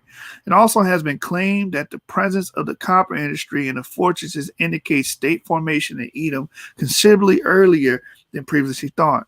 Problems with interpreting the carbon-14 have been outlined above, and our alternative proposal is that there's evidence at Fanan and ceramic, non-settled cooking activity, and possibly mining by pastoralist groups between the 12th and 11th centuries, and some definite mining activity at the very end of the 11th century BCE.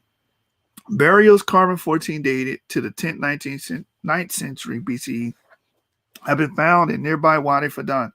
They contain beads, textiles, leather, metal jewelry, and wooden bowls, perhaps indicating that these were pastoralist groups known from the Egyptian inscriptions to have inhabited this area. The Nahas fortress belonging to the 10th and 9th century BCE was an isolated, short-lived phenomenon. Indeed, there are indications that its constructions were never completed, unconnected to later developments and state formation on the Edomite plateau. On current evidence, the activity of Fanan between the 12th and 9th century BCE is isolated from the rest of Edom. Outside the Fanan area, nothing has been found to the date to that period. There is no evidence of archaeological continuity between the Fanan activities and later developments of the Edomite plateau, particularly because so far none of the pottery from the ongoing excavations at Kerbat and Nahas has been published. Once it is, we'll be in position to reevaluate the situation. It is possible that the activities of the Fanan were connected with the copper mining and trade to the west rather than with the state formation settlement on the Edomite plateau. Iron II settlements on the Edomite plateau dates from the late 8th century BCE. From this date, surface surveys indicate intensive settlement across the whole of Edom, though a few sites have been excavated. I'm sorry, man. I've been working all day. Y'all gotta forgive me for that. But I'm back at it. Here we go. A characteristic of Iron II settlement in Edom is how very different the sites are. There is no consistency in site type, no hierarchy of settlements, and huge regional variation, which is what one would expect of the pattern of settlement in the hierarchical tribal kingdom with little central control. Bosra, often called the capital of Edom, and certainly the main city of Edom mentioned in the Hebrew Bible, was clearly some sort of administrative and religious center located in the north of Edom. So again, we have that parallel that we can dig up from history, showing that, okay, the capital of Edom is being mentioned as Bosra in the Bible, and we have some archaeological visibility to attest to that. It is a natural stronghold on a high spur surrounded on three sided wadis with a route leading towards the Wadi Araba and the crossing of Negev using the Arabian tribe. Excavations revealed 2 large public buildings, probably a temple and a palace constructed on stone and earth platforms, which raised them up above the surrounding houses. The whole area bounded by the perimeter wall. The architecture and town plan are quite unique in Edom. Certainly, no other structure in Iron Age Edom has been identified as a temple or shrine. Many Iron Age settlements in Edom appear to have been open villages and farms, such as Tawilin and Kirbat al-Mul-Alak is an exception since it was on spare surrounded by an enclosure wall, but is most likely to be interpreted as a fortified farmstead with perhaps some involvement in trade. Ongoing excavation at Kirbat al-Daba near Petra have revealed 2 large cassonate wall systems and 2 large rectilinear buildings, indicating that this may be more than simply an agricultural settlement. Tal el-Khalifa on the Red Sea is an enigmatic site, variously described as a border fortress and a grain storage facility or a fortified caravanserai. It was excavated by Nelson, who proposed 2 main phases: a casemate fortress, a 6-room building in the center, followed by fortified settlements with 4 chamber gates. However, a season of new excavations in 1999 by late M.L. Musil suggests a drastic revision in Gluick's stratigraphy and plans and questions in his divisions into strata.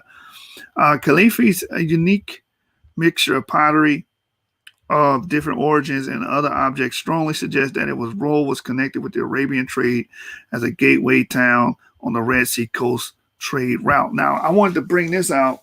I highlight that for a reason, because a lot of people say, well, the real Edomites are the Arabians, but you got to understand these people were interwoven and connected in trade. So, of course, there's going to be similarities between what we call Arabs and what we call Edomites, because they were trading with each other. And there's evidence with the pottery and the exchange of goods and materials that we see on the archaeological record to back that up. A particular characteristic of Iron II sites in the Petra region are mountaintop sites, El Biara, Sadeh, Jabal, Kiryat al-Mansur.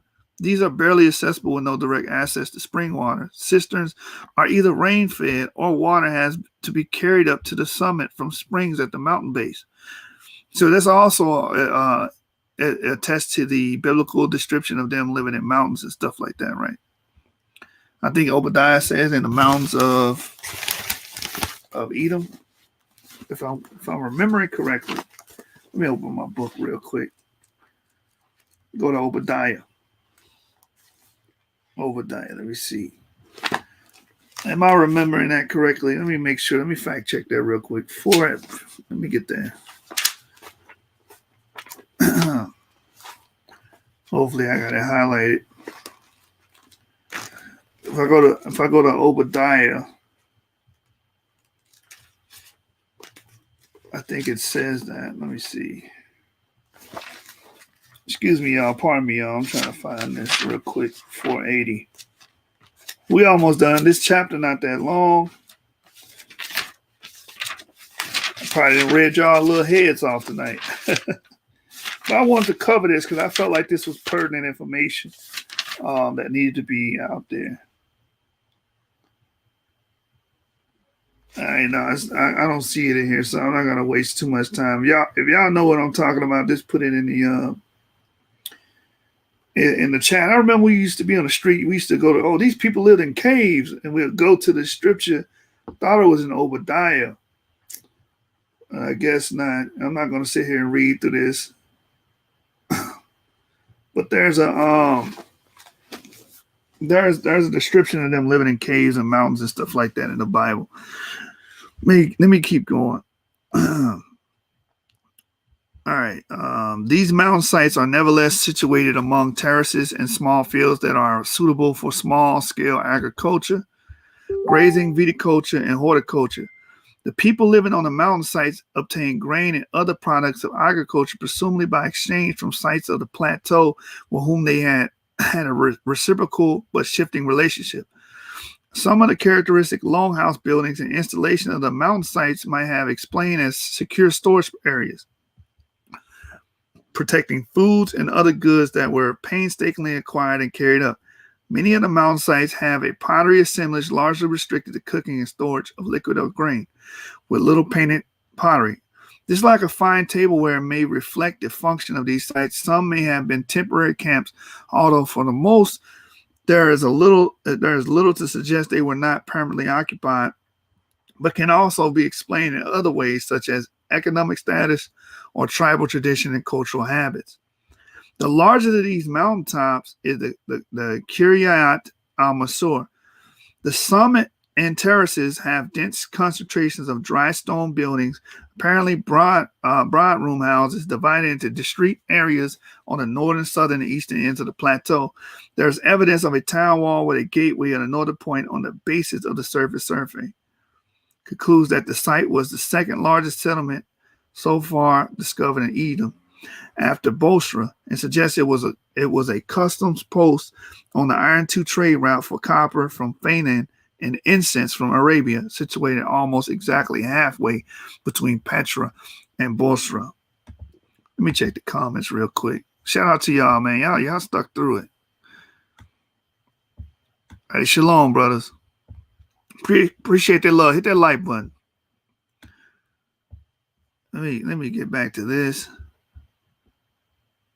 And we're on the Edomite pottery. The regional variation in pottery throughout Iron II, Edom nearest the variation in site type.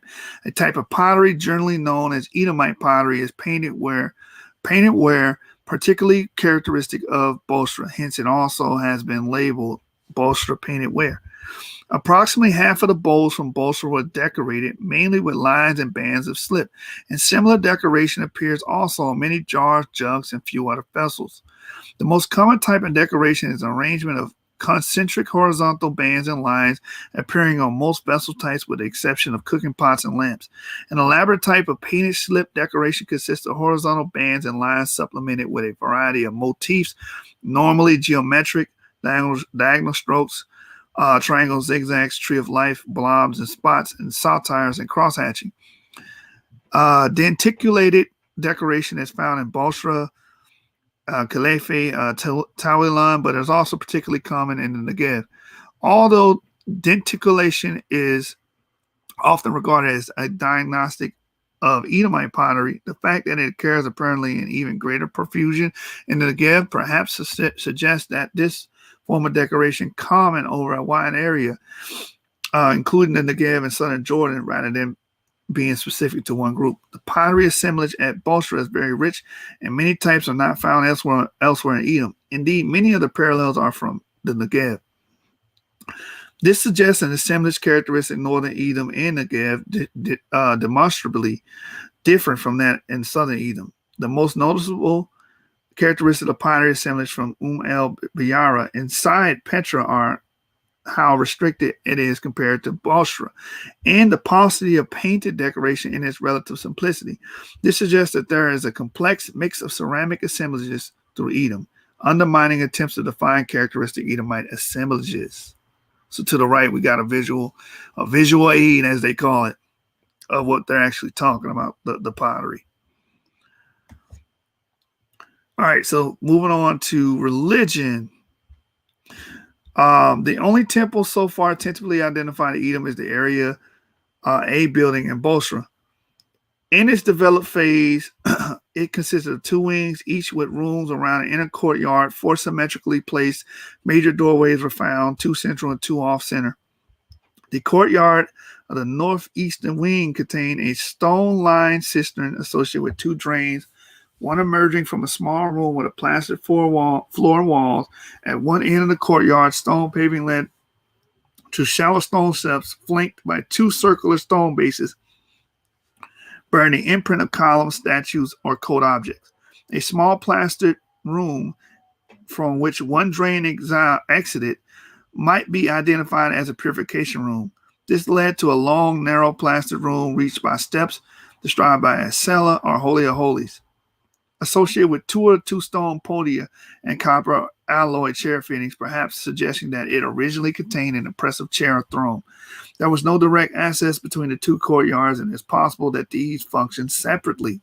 There is no evidence from epigraphic finds or Hebrew Bible references to indicate the identity of the deity or deities who might have been worshipped in its temple. It has been suggested that the shrine at Horvat Kemet in the Negev was Edomite and dedicated to Kos, but the architecture and cultic finds there are completely different and cannot be used as a parallel. Nevertheless, there is some temptation to identify Bosra temple as dedicated to Kos, since two kings of Edom name compounded with the theophoric element, but this is speculation. So again, we have these kings named in the Assyrian list. We have some inscriptions from actual Edom showing this king named Kos Edom, and I think it's in the Bible as well. And that's theophoric in nature. For example, theophoric just means you have the name of a deity with your name. For example, Ezekiel has El in it, right? What's another one? Jeremiah has Yah in its name. Those are theophoric names, giving veneration to a deity. So we see that with Edom, Kos Gabar. It has the god Kos in its name. Let's keep reading. Where are we at? Right here. While the argument might allow the identification of Kos as the deity of the royal line of Bosra, there is no clear evidence that Kos was a state god of Edom or the head of the pantheon. Certainly, Kos is known to have been worshipped in Edom, the Hijaz, and the Negev. But there's also some evidence that other gods were known, such as Hadad, El, Baal, Astarte, and perhaps Sin. Some of them perhaps assimilated with Kos. It is possible that different tribal kin groups in Edom recognize different deities or aspects of deities, as may also have been the case in Ammon. All right, so relations with the imperial powers of Assyria, Babylon, and Persia. The Assyrian king Adad-Nirari III claimed that Edom submitted and paid tribute after his campaign to Palestine in 796 BCE, but no specific king of Edom was named. So again, this is more archaeological attestation that Edom existed, just like the Bible said.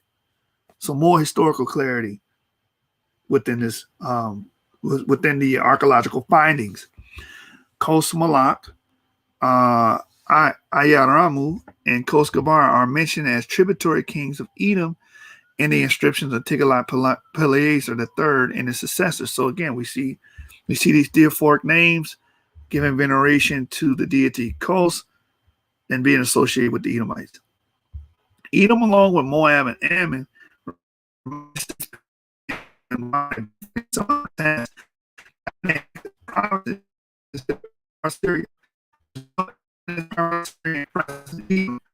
officials on Assyrian network.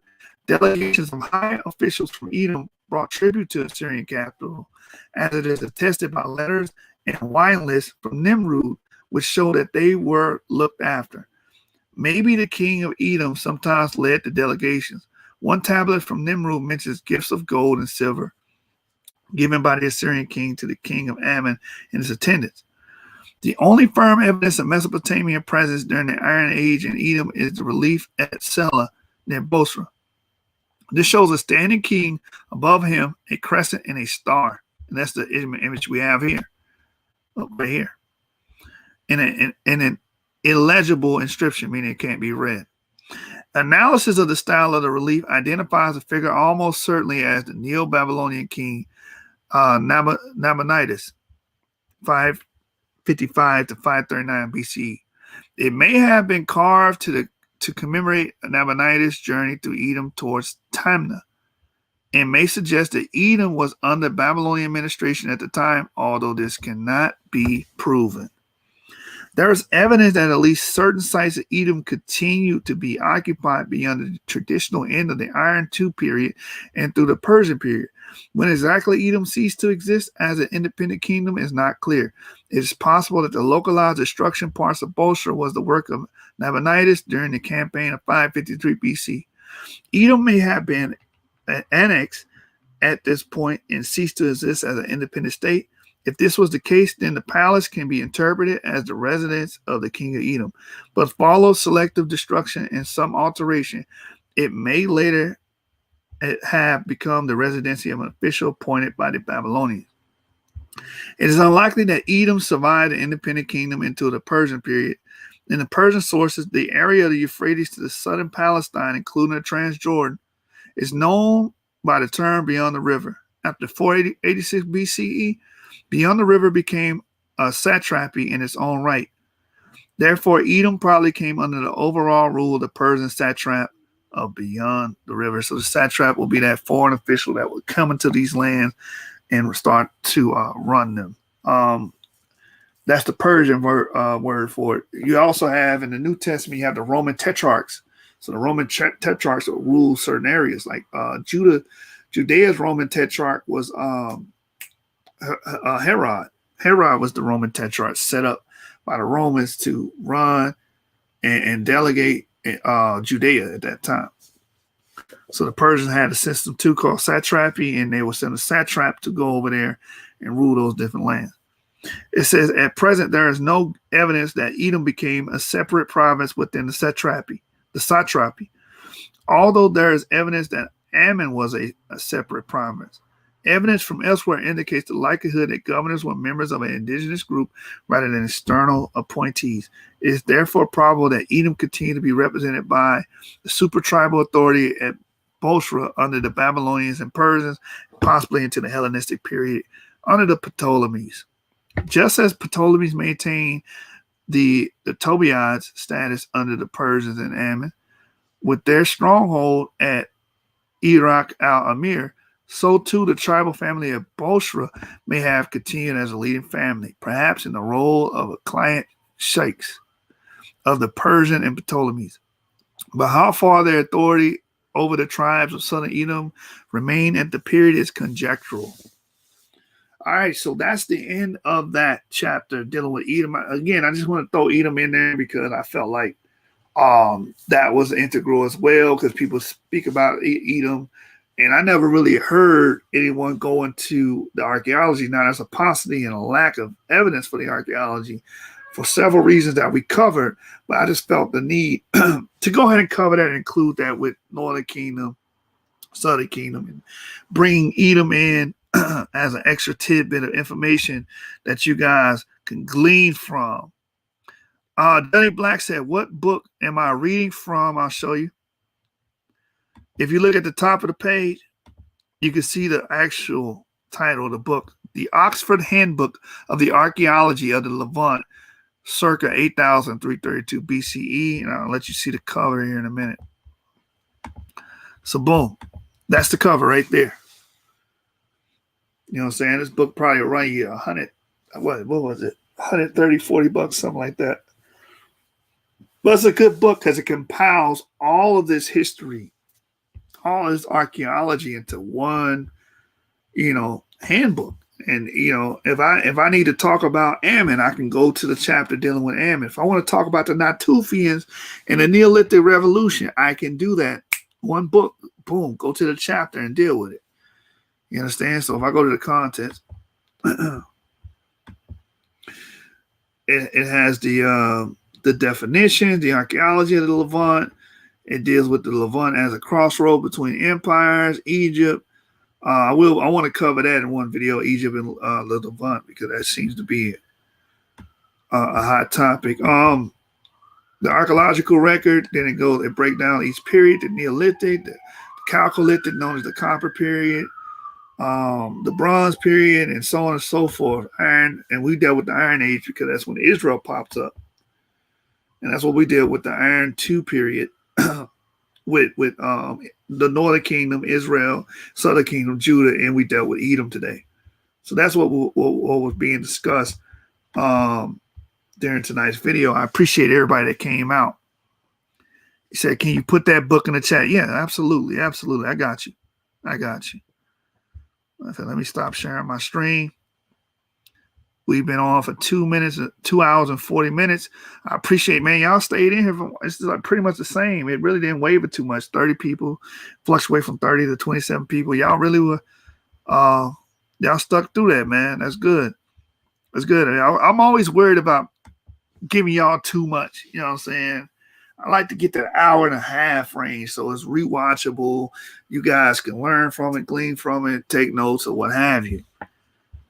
But yeah, you can get this book on Google Play. I get a lot of my books digitally because it's just easier that way. So you can get this on Google Play Books, the Play Store, and go to the library and you can actually purchase that book. That's the actual book title in the comments. So if anybody wants to check that out, you can. Yeah, you got to rewind. I dealt with the Northern Kingdom first, then I went to Judah. We talked about parallels of archaeology and history, lining up with the biblical narrative and what was stated about the Assyrian incursions and invasions and the deportation. And we see the population boom from these refugees running from the Northern Kingdom, running from the Assyrian invasion and going into the Southern Kingdom where it was a lot safer and more stable during that time. I mean, key points, pertinent and poignant points that, you guys should be aware of. All right. So I'm going to close the show out, man. I'm hoping that you guys glean from this, learn from this, took notes, and you could take something from this dealing with the archaeological visibility of the Levant, Israel and Judah. Look, if anybody's saying in 2021 that these people didn't exist, they obviously don't know what they're talking about. Because we have attestations, we have inscriptions, we have bullae, we have writings, we have all these things. Archaeology showing that the Israelites existed in times past. There's no way around it. We have kings' names, we have material culture. And if you guys sit down and watch this video and examine what was being brought out in this book, you're gonna be hip to that and brought up to speed on that. All right, so we're gonna close out with our brother LV Europa. You know what I'm saying? Show him some love. We're gonna close out with him, man. I think we're gonna close out with Visa. That's a hot song, man. This brother did his thing with that song Visa. You know what I'm saying? Subscribe to LV Europa TV on YouTube, man. And stay tuned. Tomorrow we will be doing chapter 4 to the Prophet's book, The Black Jews in Africa and America. I will be dropping that tomorrow and reading that to you guys live. All right? So I appreciate the love. Hit that like button. Remember, source gang over everything. We go directly to the source over here. We're not rhetoric. The mother cats is rhetoric warriors and keyboard generals. But we actually deal with real empirical information at the source. You know how we get down, man. Genesis 49ers. If y'all been following me for a while, y'all already know my get down. Y'all know my stilo. You know what I'm saying? All right, well, no, let's get to it, man. Let's get the LV Europa, man. I appreciate y'all love, man. I'm going to continue to feed y'all information. Show support. Hit the like button. Share the video on all social media platforms so we can get this out and we can grow. We can reach more people and can do more things. All right? Appreciate y'all, man. Love y'all. Let's go.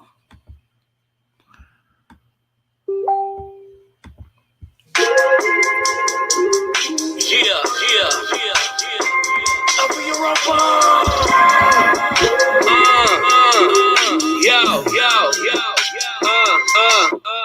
I got a visa, that's one swipe.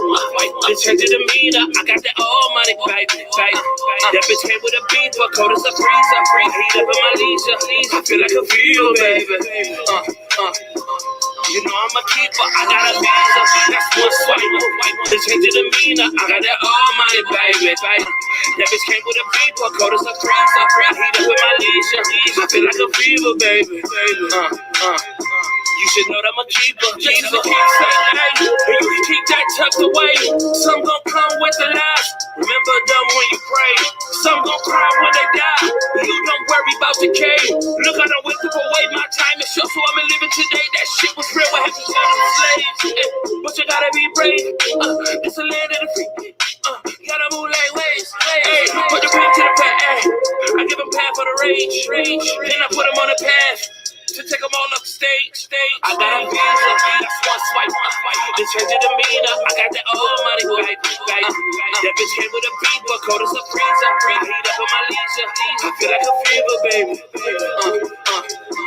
You know I'm a keeper. I got a visa, that's one swipe. This ain't the demeanor. I got that almighty baby. That bitch came with a beat, what cold as a freezer. I heat up in my leisure. I feel like a fever, baby. You should know that I'm a keeper. This is a keepsake, ayy. You can use this right away. Some gon' come with the truth. I know them when you pray. Some gon' laugh about their life. They don't worry about the lays. Look, I done whipped up away that leather's real, but you can use it today. Don't worry about how you're gonna get paid. Lord, give it free, take it away, ayy. Don't you wanna be free? Remove that rage. It's a path to the light, don't misuse those ways. We flow with the truth. Gotta move like waves. I got a visa, that's one swipe. This change the demeanor. I got that almighty baby. That bitch came with a beat, but cold as a freezer. I heat up in my leisure. I feel like a fever, baby. You know I'm a keeper. I got a visa, that's one swipe. This change the demeanor. I got that almighty baby. That bitch came with a beat, but cold as a freezer. I heat up in my leisure. I feel like a fever, baby. You should know that I'm a keeper.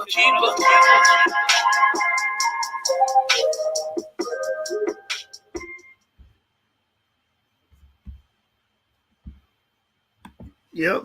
Shout out to LV Europa, man. Shout out to the Source Gang. Gold Coast Gorillas, to the Law and Testimony. Shout out to Pro Rizzo. Shout out to James, the Argument King, swinging and banging all the way from Atlantic Canyon. You know what I'm saying? Shout out to D Red, the Blue Collar Scholar. Shout out to the CEO. You know what I'm saying? My brother down in Houston right now shooting his video. Shout out to him. Jeremiah, please say to Yah. You know what I'm saying? Shout out to him. Shout out to Jihad, man. Shout out to my brother Jihad. You know what I'm saying? The Johnny Cochran of the Holy Prophets. You know what I'm saying? Show some respect on that brother name. Shout out to the Tanks on the Ground. Shout out to Tanks on the Ground. General Yashar. Shout out to Elder Yara. You know what I'm saying? Putting in that pain and that work. Shout out to Anonymous Hebrew. You know what I'm saying? Same thing, man. Brother's been war, you know what I'm saying, holding the line and holding it down for the nation of Israel, man. Shout out to Israelite intelligentsia. Shout out to Orthodox Moore. We appreciate you, brother, all the work that you do, all the edifying videos that you release and the work that you put into it and the hours you put into this, man. Start supporting the people that's putting in the work, man, not the clowns that's into sensationalism. Support education, support edification. You know what I'm saying? Support intelligentsia, not ignorance. Source Gang, 7 Gang, over everything. We out.